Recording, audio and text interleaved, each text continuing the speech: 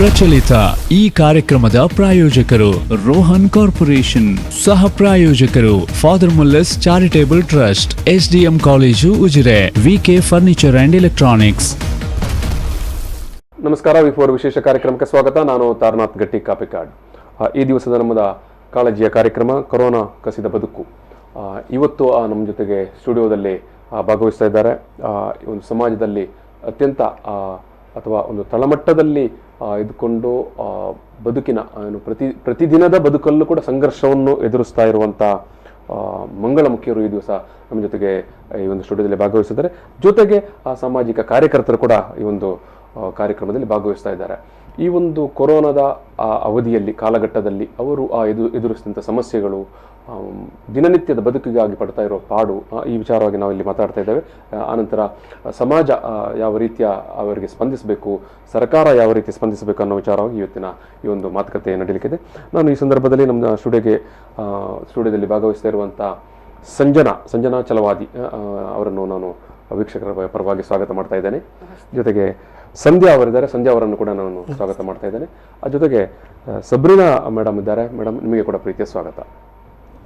S, ಇಲ್ಲಿ ಸಂಜನಾ ಅವರು ಈ ಒಂದು ತೃತೀಯ ಲಿಂಗಿ ಅಥವಾ ಮಂಗಳಮುಖಿಯಾಗಿ, ಜೊತೆಗೆ ಅವರ ಸಂಘಟನೆ ಏನಿದೆ ಪರಿವರ್ತನಾ ಸಂಘಟನೆ, ಆ ಸಂಘಟನೆಯಲ್ಲಿ ಸಕ್ರಿಯರಾಗಿದ್ದುಕೊಂಡು ತನ್ನ ಬದುಕು ವೃತ್ತಿಯ ಜೊತೆಗೇನೆ ಒಂದಷ್ಟು ಸಮಾಜಮುಖಿಯಾಗಿ ತನ್ನನ್ನು ತೊಡಗಿಸಿಕೊಂಡಿರುವಂಥ ಒಬ್ಬರು ಧೀಮಂತ ವ್ಯಕ್ತಿತ್ವದ ಮಹಿಳೆ ಸಂಜನಾ ಅವರು. ಜೊತೆಗೆ ಸಂಧ್ಯಾ ಅವರು ಕೂಡ ತನ್ನನ್ನು ಈ ಒಂದು ಪರಿವರ್ತನಾ ಸಂಸ್ಥೆಯ ಜೊತೆಗೆ ಹಾಗೂ ಸಮಾಜಮುಖಿಯಾಗಿ ತೊಡಗಿಕೊಂಡು ತನ್ನ ವೃತ್ತಿ ಬದುಕನ್ನು ಒಂದು ಸಮತೋಲನದಲ್ಲಿ ಕೊಂಡೊಯ್ತಾ ಇರುವಂಥ ತೃತೀಯಲಿಂಗಿ ಮಂಗಳಮುಖಿ ಅವರು ಕೂಡ ಈ ದಿವಸ ನಮ್ಮ ಜೊತೆಗಿದ್ದಾರೆ. ಜೊತೆಗೆ ನಾನು ಹೇಳಬೇಕಾಗಿರುವಂಥವರು ಶ್ರೀಮತಿ ಸಬ್ರಿನಾ ಅವರು. ಸಬ್ರಿನಾ ಅವರು ಈ ಏನು ಸಮುದಾಯದವರ ಜೊತೆಗೆ ತುಂಬ ಆತ್ಮೀಯವಾಗಿ ತೊಡಗಿಸಿಕೊಂಡವರು, ಜೊತೆಗೆ ಇತರ ಸಾಮಾಜಿಕ ಪರಿವರ್ತನೆಯ ಕೆಲಸದಲ್ಲಿ ತನ್ನನ್ನು ತೊಡಗಿಸಿಕೊಂಡವರು. ಮುಖ್ಯವಾಗಿ ಮಹಿಳೆಯರ ಬಗ್ಗೆ ಇಂಡಿವಿಜುವಲ್ ಆಗಿ ಅವರು, ಅಂದರೆ ವೈಯಕ್ತಿಕವಾಗಿ ಅವರು ತನ್ನ ಕ್ಯಾರಿಯರನ್ನು ಬದುಕನ್ನು ರೂಪಿಸಿಕೊಳ್ಳುವ ಬಗ್ಗೆ ಅವರು ನಿರಂತರವಾಗಿ ಕಾರ್ಯಕ್ರಮಗಳನ್ನು ಮತ್ತು ತರಬೇತಿಗಳನ್ನು ನಡೆಸಿಕೊಂಡು ಬರ್ತಾ ಇದ್ದಾರೆ. ಮುಖ್ಯವಾಗಿ ಲೈಫ್ ಸ್ಕಿಲ್ ಥೆರಪಿಸ್ಟ್ ಆಗಿ ಅವರು ಕೆಲಸ ಮಾಡ್ತಾ ಇರುವವರು. ಮಂಗಳೂರಿನಲ್ಲಿ ಅಥವಾ ದೇಶ ವಿದೇಶಗಳಲ್ಲಿ ತನ್ನ ಈ ಒಂದು ಏನು ಸಮಾಜಮುಖಿ ಕೆಲಸದ ಮುಖಾಂತರ ಅವರು ಗುರುತಿಸಿಕೊಂಡವರು. ಮತ್ತು ಮುಖ್ಯವಾಗಿ ನಾನು ಹೇಳಿದಾಗೆ ಅವರು ಈ ಒಂದು ಮಂಗಳಮುಖಿ ಸಮುದಾಯದ ಬಗ್ಗೆ ತುಂಬ ಕಾಳಜಿ ಇರುವಂಥವರು. ಸೊ ಅವರು ಕೂಡ ಇವತ್ತು ಈ ಒಂದು ಕಾರ್ಯಕ್ರಮದಲ್ಲಿ ಭಾಗವಹಿಸಿದ್ದಾರೆ. ನಮ್ಮ ಈ ಒಂದು ಏನು ಕೊರೋನಾ ಕಾಲಘಟ್ಟದಲ್ಲಿ ಬೇರೆ ಬೇರೆ ವರ್ಗ, ಸಮುದಾಯ, ಕ್ಷೇತ್ರದವರು ಸಾಕಷ್ಟು ತೊಂದರೆ, ಸಮಸ್ಯೆಗಳಿಗೆ ಒಳಗಾಗಿದ್ದಾರೆ.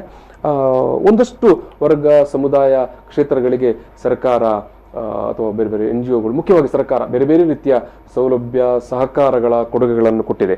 ಆದರೆ ಇವತ್ತು ಯಾರಿಗೆ ಒಂದಷ್ಟು ಸರ್ಕಾರದ ಒಂದು ನೆರವು ಬೇಕಾಗಿತ್ತು ಅಥವಾ ಸಮಾಜದ ಒಂದು ಆಪ್ತತೆ ಈ ಸಂದರ್ಭದಲ್ಲಿ ಬೇಕಾಗಿತ್ತು, ಅದು ಈ ಮಂಗಳಮುಖಿ ಸಮುದಾಯಕ್ಕೆ ತಲುಪಿಲ್ಲ ಅಥವಾ ಅದಕ್ಕೆ ಸಿಕ್ಕಿಲ್ಲ. ಸೊ ಇಂಥ ಸಂದರ್ಭದಲ್ಲಿ ನಾವು ನಾಗರಿಕರ ಅಲ್ಲಿ ಒಂದಷ್ಟು ಜಾಗೃತಿಯನ್ನು ಮೂಡಿಸಲಿಕ್ಕೆ ಅಥವಾ ಈ ಸಮುದಾಯದ ಬಗ್ಗೆ ಒಂದಷ್ಟು ಅನುಕಂಪವನ್ನು ಮೂಡಿಸಲಿಕ್ಕೆ, ಯಾಕಂತ ಹೇಳಿದ್ರೆ ಈ ಒಂದು ಮಾತುಕತೆಯನ್ನು ಆಯೋಜಿಸಿದ್ದೇವೆ. ಅತ್ಯಂತ ಸುಲಭ ನಮಗೆ ಆದಿ ಬೀದಿಯಲ್ಲಿ ಅಥವಾ ಕೂತಲ್ಲಿ ಮಾತಾಡಲಿಕ್ಕೆ. ಮಂಗಳಮುಖಿಯರು ಅವರೇನು, ಅವ್ರ ಬದುಕೇನು, ಅವ್ರು ಭಿಕ್ಷೆ ಬೇಡ್ತಾರೆ, ಬೇಕಾದಷ್ಟು ಸಂಪಾದನೆ ಮಾಡ್ತಾರೆ ಅಂತ. ಸೊ ಈ ರೀತಿ ಲಘುವಾಗಿ ಮಾತನಾಡೋದು ಸುಲಭ. ಆದರೆ ನಿಜವಾದ ಅವರ ಬದುಕು ಮತ್ತು ಈ ಸಮಾಜ ಅವರ ಬದುಕಿಗೆ ಸ್ಪಂದಿಸ್ತಾ ಇರುವ ರೀತಿ, ಇದರ ಬಗ್ಗೆ ನಾವು ಅವಲೋಕನ ಮಾಡಿಕೊಳ್ಬೇಕಾಗಿದೆ ಅಥವಾ ವಿಮರ್ಶೆ ಮಾಡಿಕೊಳ್ಬೇಕಾಗಿದೆ. ಈ ನಿಟ್ಟಿನಲ್ಲಿ ಇವತ್ತಿನ ನಾವು ಈ ಒಂದು ಸಂವಾದವನ್ನು ಮಾಡ್ತಾ ಇದ್ದೇವೆ. ನಾನು ಮೊದಲಾಗಿ ಸಬ್ರಿನಾ ಮೇಡಮ್ ಅವರೇ, ಒಂದೇ ವಾಕ್ಯದಲ್ಲಿ ಉತ್ತರಿಸಬೇಕಾದ ಆನಂತರ ನಮ್ಮ ಚರ್ಚೆ ಮುಂದುವರಿತದೆ. ಈ ಮಂಗಳಮುಖಿ ಸಮುದಾಯಕ್ಕೆ ಸಮಾಜ ಒಂದು ಒಳ್ಳೆಯ ರೀತಿಯಲ್ಲಿ, ಯಾಕಂತ ಹೇಳಿದ್ರೆ ನಾವು ಹೇಳ್ತೇವೆ ನಾವೆಲ್ಲ ರೀತಿಯಲ್ಲೂ ತುಂಬ ಡೆವಲಪ್ ಆಗಿದ್ದೇವೆ, ಆಧುನಿಕತೆಯ ಒಂದು ಸಮಾಜ ಅಥವಾ ಕಾಲಘಟ್ಟದಲ್ಲಿದ್ದೇವೆ ಅಂತ. ನನ್ನ ಪ್ರಶ್ನೆ, ಈ ಮಂಗಳಮುಖಿ ಸಮುದಾಯಕ್ಕೆ ಬಗ್ಗೆ ಸಮಾಜದಲ್ಲಿ ಅಥವಾ ಸಮಾಜದ ಪ್ರತಿಕ್ರಿಯೆ ಯಾವ ರೀತಿ ಉಂಟು ಅಂತ. ಆನಂತರ ನಾನು ಅವರ ಜೊತೆಗೆ ಮಾತನಾಡಲಿಕ್ಕೆ ಹೋಗ್ತೇನೆ. ಯಾಕಂದರೆ 50-50 ಹೇಳಲಿಕ್ಕೆ ಆಗುದಿಲ್ಲ. ಜಸ್ಟ್ ಅಬೌಟ್ 10% ಜನ ಇನ್ ಸೊಸೈಟಿ ಇವರು ಏನು ಯಾಕೆ ಅಂತ ಹೇಳಿ ಯೋಚನೆ ಮಾಡ್ತಾರೆ.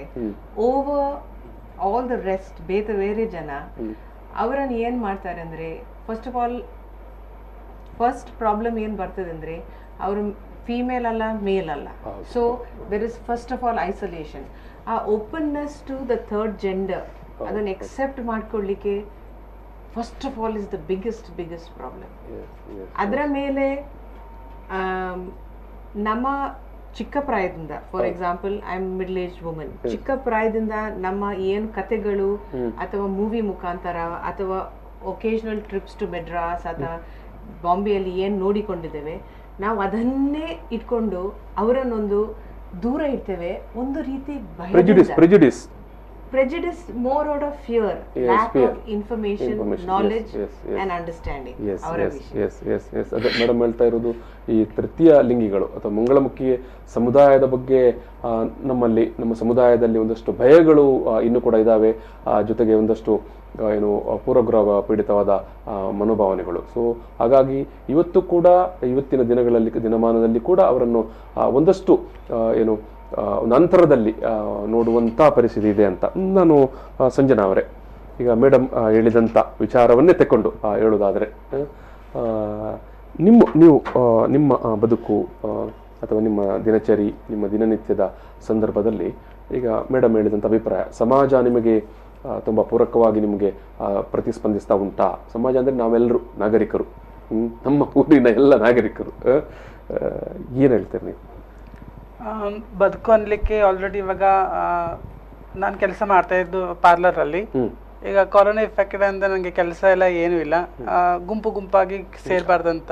ಇಲ್ಲ ಅದು ವಿಲ್ ಕಮ್ ಟು ಆ ವಿಷಯಕ್ಕೆ ನಾವು ಮತ್ತೆ ಬರುವ, ವಾಸ್ತವ ಸಮಸ್ಯೆಗೆ ಬರುವ, ಇವತ್ತಿನ ಕಾಲಘಟ್ಟದ ಸಮಸ್ಯೆಗೆ ಬರುವ. ಬಟ್ ನಾನು ಒಂದು ಸಮುದಾಯವಾಗಿ ಮಂಗಳಮುಖಿಯರ ಒಂದು ಸಮುದಾಯಕ್ಕೆ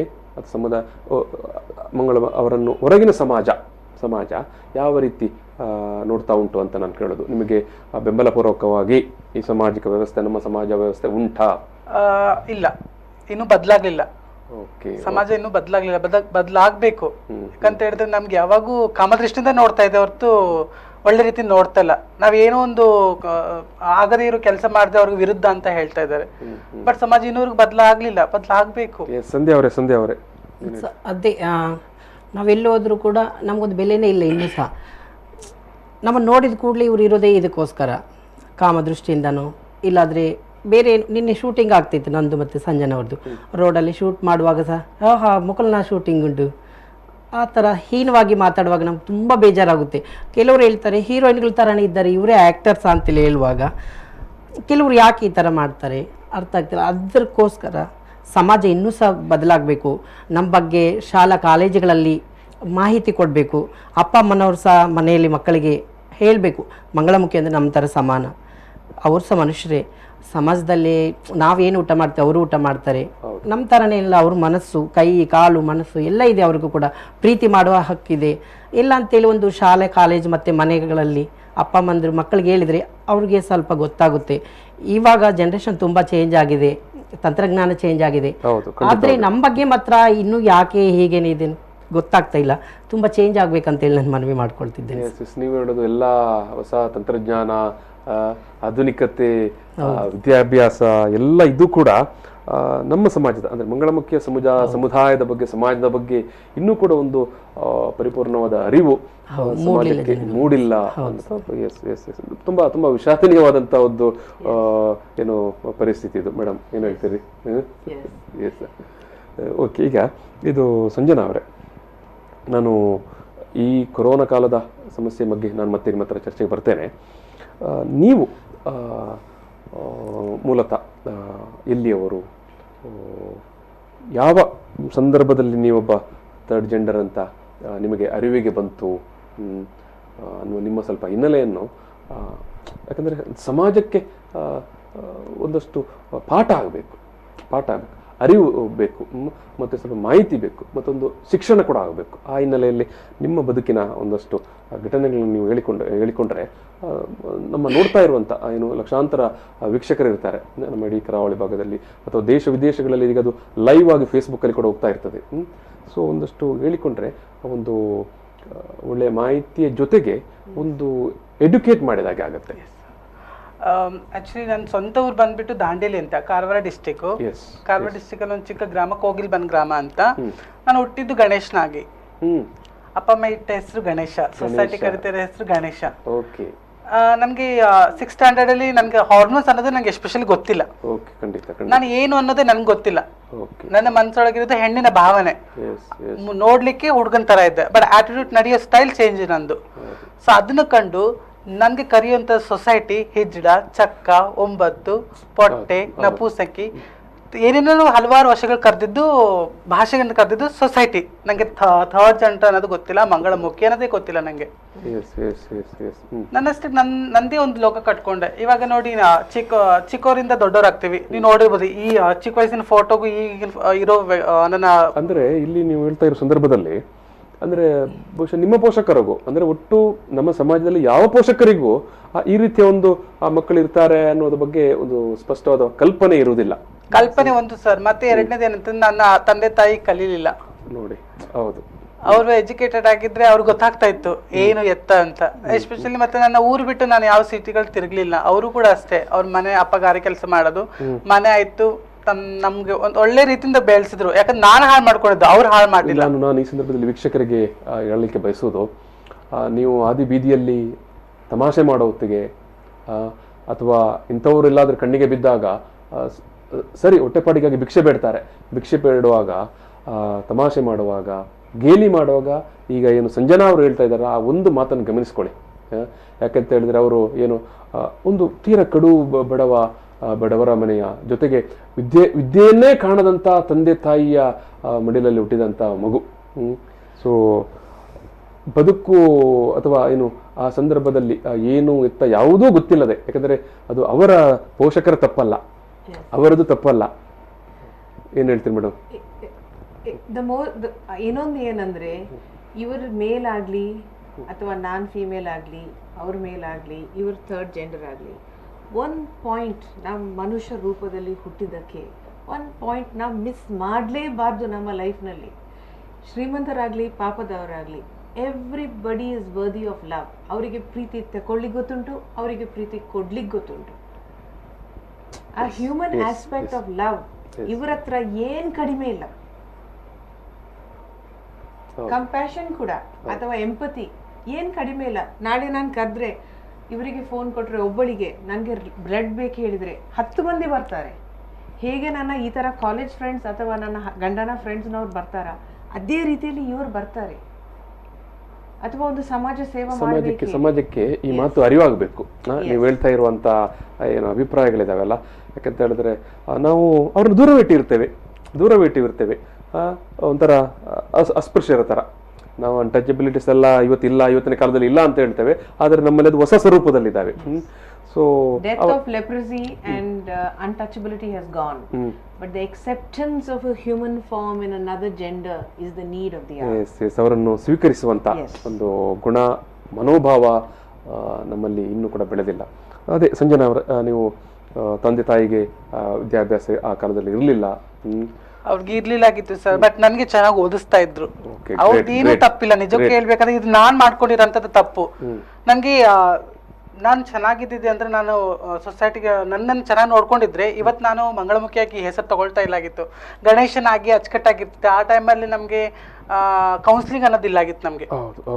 the main thing is counselling ಬೇಕು. ಆ ಟೈಮಲ್ಲಿ ಇಂಪಾರ್ಟೆಂಟ್ ಆಗಿತ್ತು. ಯಾಕಂದ್ರೆ ನನ್ನ ಫ್ಯಾಮಿಲಿ ಎಲ್ಲ ಅನ್ಎಜುಕೇಟೆಡ್. ಯಾರು ಎಜುಕೇಟೆಡ್ ಅಂದ್ರೆ, ತಂದೆ ಬಾಗಲಕೋಟೆಯವರು, ತಾಯಿನೂ ಬಾಗಲಕೋಟೆಯವರು. ಅವರು ಮರ ಕಡಿತಾನೆ ನಮ್ಮ ದಾಂಡೇಲಿ ಒಂದು ಕಾಡಿಗೆ ಬಂದು ಅಲ್ಲಿ ಸೆಟ್ ಆದವ್ರು ಅಜ್ಜ ಅಜ್ಜಿ. ಸೊ ಆವಾಗ ಅವ್ರು ಅಲ್ಲೇ ಸೆಟ್ಲ್ ಆಗಿದ್ದು. ಅಪ್ಪ ಆಗ ಗಾರೆ ಕೆಲಸ ಕೂಲಿ ಎಲ್ಲ ಮಾಡ್ಕೊಂಡು ನನ್ನನ್ನು ಓದಿಸ್ತಾ ಇದ್ರು, ನನ್ನ ತಮ್ಮನ್ನು. ನಾನು ಹೆಂಗೋ ಓದ್ದೆ ಬಂದೆ, ಚೆನ್ನಾಗಿದ್ದೆ ನಾನು. ಅದಾಗಿದ ತಕ್ಷಣ ಬರ್ತಾ ನಂಗೆ ಜಾಸ್ತಿನೇ ಆಗ್ತಾಯಿತ್ತು. ಹುಡುಗಿಯರ ಜೊತೆನೆ ಕುತ್ಕೊಳ್ಳೋದು, ಹುಡುಗಿಯರ ಜೊತೆನೆ ಆಟ ಆಡೋದು. ಪ್ರತಿಯೊಂದು ಹುಡುಗರು ಕಂಡ್ರೆ ನನ್ಗೆ ಒಂದೇನೋ ಬೇರೆ ತರ ಅನಿಸ್ತಾ ಇತ್ತು ಅವ್ರ ಜೊತೆ. ಅಂದ್ರೆ ನಾರ್ಮಲ್ ಹುಡುಗರು ಮಾಡುವಂತ ಆಕ್ಟಿವಿಟೀಸ್ ನಾನು ಯಾವ್ದು ಮಾಡ್ತಾ ಇಲ್ಲಾಗಿತ್ತು. ಮೇಡಮ್, ಇದು ಬಹುಶಃ ಈ ಹಾರ್ಮೋನಲ್ ಚೇಂಜಸ್ ಇಂದಾಗಿ ಈ ರೀತಿ ಒಂದು ಇದು ಬರುತ್ತೆ ಅಂತ. ಸೈಕಾಲಜಿ ಮುಖಾಂತರ this is as natural as a girl becoming a woman and a boy becoming a man. ಅದರಲ್ಲಿ ಏನು ವ್ಯತ್ಯಾಸ ಇಲ್ಲ. ಹೌದು ಹೌದು ಅದಕ್ಕೆ ಸೈಕಾಲಜಿದಲ್ಲಿ ಕೂಡ ಜನರು ಒಪ್ಪಿಕೊಂಡಿದ್ದಾರೆ, ಈಗ 3 genders ಇದೆ ಹೇಳಿ, male, female and third third gender, gender. ಹೌದು, ಮಂಗಳಮುಖಿಯರು. ಹೌದು. ಮತ್ತೆ ಇವರಿಗೆ ಕೌನ್ಸಿಲಿಂಗ್ ಕೊಟ್ಟು ಇವರು ಚೇಂಜ್ ಆಗ್ತಿದ್ರಾ ಅಥವಾ ಗಣೇಶ್ ಆಗಿ ಇರ್ತಿದ್ರಾ ಹೇಳಿ ಸೈನ್ಸ್ ರಿಸರ್ಚ್ ಮಾಡ್ತಾ ಇದ್ದಾರೆ, ಬಟ್ ಅದಕ್ಕೆ ಆನ್ಸರ್ ಸಿಕ್ಲಿಲ್ಲ. ಬಟ್ ನಮ್ಮ ಪಾಯಿಂಟ್ ಏನಂದ್ರೆ, ಅವರು ಗಣೇಶ್ ಆಗಿ ಇರ್ತಿದ್ರ ಅಥವಾ ಈಗ ಸಂಜನಾ ಮುಖಾಂತರ ಇದ್ದಾರ, ಅವರಿಗೆ ಆ ಟೈಮ್ ನಲ್ಲಿ ರಿಜೆಕ್ಷನ್ ಮಾಡ್ತಿರ್ಲಿಲ್ಲ ಅಂದ್ರೆ ನಾವು ಸೊಸೈಟಿ ಮುಖಾಂತರ, ಮೇ ಬಿ ಅವರ ಅಂಡರ್ಸ್ಟ್ಯಾಂಡಿಂಗ್ ಅಂಡ್ ಅವರ ಡೆವಲಪ್ಮೆಂಟ್ ಬೇರೆ ಇರ್ತಿತ್ತು.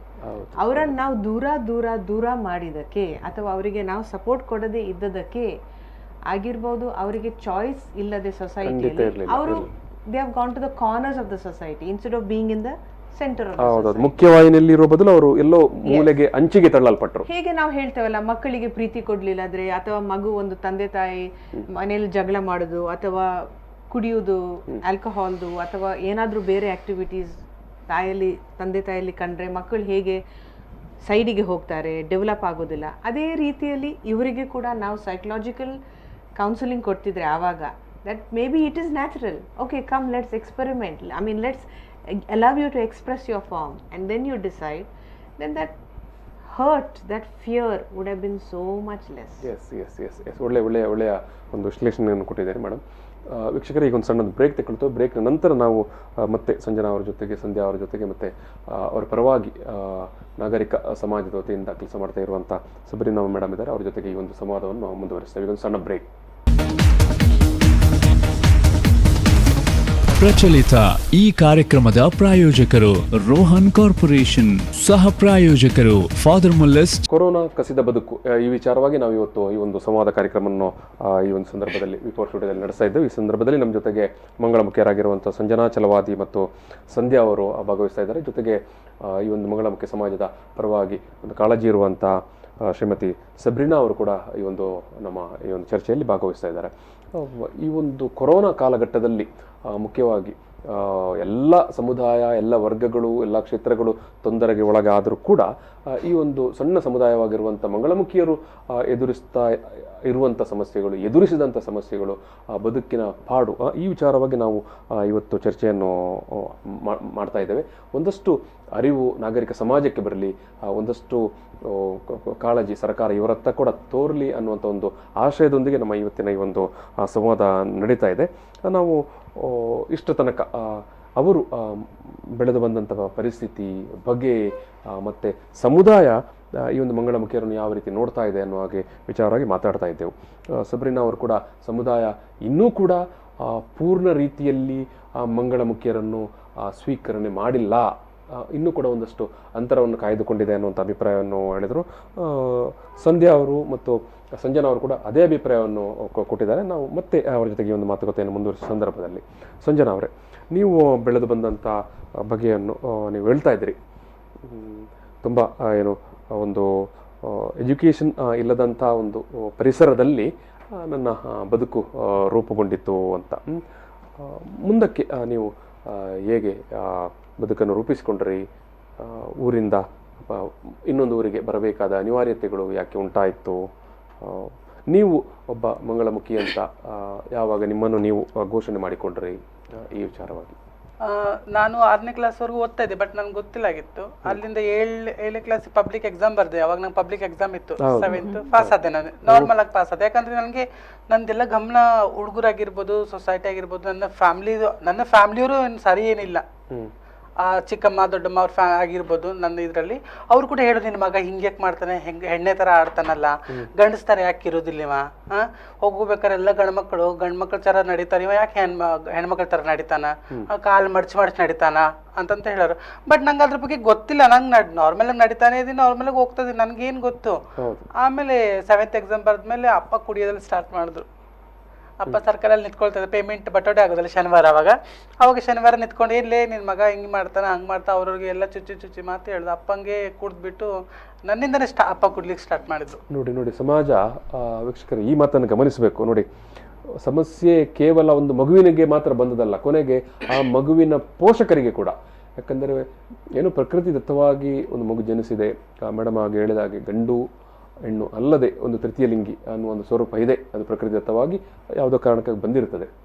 ಸೊ ಇಲ್ಲಿ ಆರಂಭದಲ್ಲಿ ಮಗುವಿನ ಬಗ್ಗೆ ಚೇಷ್ಟೆಗಳಿರ್ತದೆ ನಮ್ಮ ಸುತ್ತಮುತ್ತಲಿನ ಪರಿಸರದವರೆಲ್ಲ, ಕೊನೆಗೆ ಅದು ಆ ಮಗುವಿನ ತಂದೆ ತಾಯಿಗೇನೆ ಬಂದು ತಟ್ತದೆ. ಆವಾಗ ಕೇವಲ ಏನು ಮಗು ಅನುಭವಿಸಿದ ನೋವು ಕೊನೆಗೆ ತಂದೆ ತಾಯಿಗೆ ಅನುಭವಿಸಲಿಕ್ಕೆ ಬಂದಾಗ ಅದೇ ಇಲ್ಲಿ ಸಂಜನಾ ಅವರು ಹೇಳ್ತಾ ಇದ್ದಾರೆ, ನನ್ನ ತಂದೆ ಬೀದಿಯಲ್ಲಿ ನಿಂತು ಕುಡಿಯುವಂಥ ಪರಿಸ್ಥಿತಿ ಬಂತು, ಅದು ನನ್ನನ್ನು ಗೇಲಿ ಮಾಡಿಕೊಂಡು ತಂದೆಗೆ ಅದನ್ನು ಸಹಿಸಲಿಕ್ಕೆ ಆಗ್ತಾ ಇರಲಿಲ್ಲ. ಅಂಥ ಸಂದರ್ಭದಲ್ಲಿ ಆ ನೋವನ್ನು ಮರೀಲಿಕ್ಕೆ ಅವರು ಇಂಥ ಒಂದು ಪರಿಸ್ಥಿತಿಗೆ ಬರಬೇಕಾಯ್ತಂತ. ಸಂಜನಾ ಅವರೇ ಮುಂದುವರಿಸಿ. ಮತ್ತೆ ತುಂಬಾ ಹೊಡೆಯೋದು ಬಡಿಯೋದು, ನಾನು ಕೂದಲೆಲ್ಲ ಬಿಡಕ್ ಸ್ಟಾರ್ಟ್ ಮಾಡಿದೆ, ನೇರ್ ಪೊಲೀಸ್ ಹಾಕೋದು. ಅಮ್ಮ ನದಿ ಕಾಳಿ ನದಿ ಇತ್ತು ನಮ್ದು, ಅಮ್ಮ ಬಟ್ಟೆ ಹೋಗಿಲಿ ಹೊಳೆಗೆ ಹೋಗೋದು, ಮನೇಲಿ ಹೋಗಿದ್ದೆ ಇಲ್ಲ ಅವರೆಲ್ಲ. ಅಮ್ಮ ಹೋಗಿದ ತಕ್ಷಣ ಬಾಗಿಲು ಲಾಕ್ ಮಾಡ್ಕೊಂಡು ಅಮ್ಮನ ಸ್ಯಾರಿ ಕಟ್ಟೋದು, ಕಣ್ಕಪ್ಪ ಹಾಕೋದು, ಲಿಫ್ಟಿಕ್ ಅನ್ನೋದೇ ಗೊತ್ತಿಲ್ಲ. ಅಮ್ಮ ಅದು ಗಂಧ ಇರುತ್ತೆ ಅದನ್ನ ತುಟ್ಟಿಗೆ ಹಚ್ತಾ ಇದ್ದೆ. ಅವ್ರು ಬರೋಷ್ಟು ಅರ್ಜೆಂಟ್ ಅಲ್ಲಿ ಬರೋಗಿ ಇಲ್ಲೆಲ್ಲ ಹರ್ತ್ ಬಿಡೋದು, ಮುಖ ಏನಾಗಿದೆ ಅಂತ ಕೇಳೋರು. ಅದನ್ನೇನೇನೋ ಇದ್ ಮಾಡ್ತಾ ಇದ್ದೆ, ಹಂಗೆ ನಡೀತು. ಆಮೇಲೆ ಒಂದು 7th ಮುಗಿತ ಹತ್ರ ಬಂದೆ, 8th ಬಂದೆ. 8th ಬಂದಾಗ ನಾನು ಸ್ಕೂಲಿಂದ ಹೈಸ್ಕೂಲಿಗೆ ಜಾಯ್ನ್ ಆದೆ, ಜನತಾ ವಿದ್ಯಾಲಯ ಓದಿದ್ದೆ ನಾನು. ಫಸ್ಟ್ ಪ್ರೈಮರಿ ಕನ್ನಡ ಸರ್ಕಾರಿ ಪ್ರಾಥಮಿಕ ಶಾಲೆಯಲ್ಲಿ ಓದಿದ್ದು ನಮ್ಮ ಏರಿಯಾದಲ್ಲಿ. ಆದ್ಮೇಲೆ ಸಿಟಿಗೆ ಜಾಯ್ನ್ ಆದೆ, ಜನತಾ ವಿದ್ಯಾಲಯ ಸ್ಕೂಲ್ ಅಂತ. ಅಲ್ಲಿ ಸ್ಕೂಲಲ್ಲಿ ಹೊಸ ಸ್ಕೂಲು, ಏನ್ ಮಾಡೋದು, ಇಲ್ಲಾದ್ರೆ ಕಾಡಿತ್ತು, ಯೂರಿನ್ ಓಡೋಗ್ತಿದೆ, ಎಲ್ಲರನ್ನು ಕುತ್ಕೊಳ್ತಿದೆ. ಪ್ರೈಮರಿ ಸ್ಕೂಲಲ್ಲಿ ಅವಾಗ ಟಾಯ್ಲೆಟ್ ಅನ್ನೋದು ಇಲ್ಲ ಆಗಿತ್ತು ನಮ್ಗೆಲ್ಲ, ಹೈಸ್ಕೂಲಲ್ಲಿ ಇತ್ತು ಟಾಯ್ಲೆಟ್ ಅನ್ನೋದು. ಎಲ್ಲ ಒಂದು ಗಂಡು ಹೆಣ್ಣು ಅಂತ 2 ಇತ್ತು. ನಾನು ಏನು ನನ್ಗೆ ಗೊತ್ತಿಲ್ಲ, ಹೆಸರಿ ಗಣೇಶ ಅಂತಿದೆ, ನನ್ಗೆ ನಾರ್ಮಲ್ ಆಗಿದ್ದೀನಿ ನಾನು. ಸೊ ನನ್ಗೆ ಎಲ್ಲಂತ ಹೋಗ್ಲಿ ಅಂದ್ರೆ ಆ ಟೈಮಲ್ಲಿ ನಮಗೆಲ್ಲ ರೇಕ್ಸ್ ಜಾಸ್ತಿ, ಇನ್ನೂ ಹೈಸ್ಕೂಲ್ ಹೋದ್ಮೇಲೆ ಇನ್ನೂ ಜಾಸ್ತಿ ಆಗುತ್ತೆ ನಮಗೆ. ಒಂದು ಹುಡುಗರು ನಮ್ಗೆ ರೇಕ್ಸೋದು, ಹೊಸ ಹೈಸ್ಕೂಲ್ ಅಲ್ವಾ, ನಮ್ಗೆ ಗೊತ್ತಿರೋದಿಲ್ಲ ಅದ್ರ ಬಗ್ಗೆ ಏನು ಅನುಭವ ಅಂತ.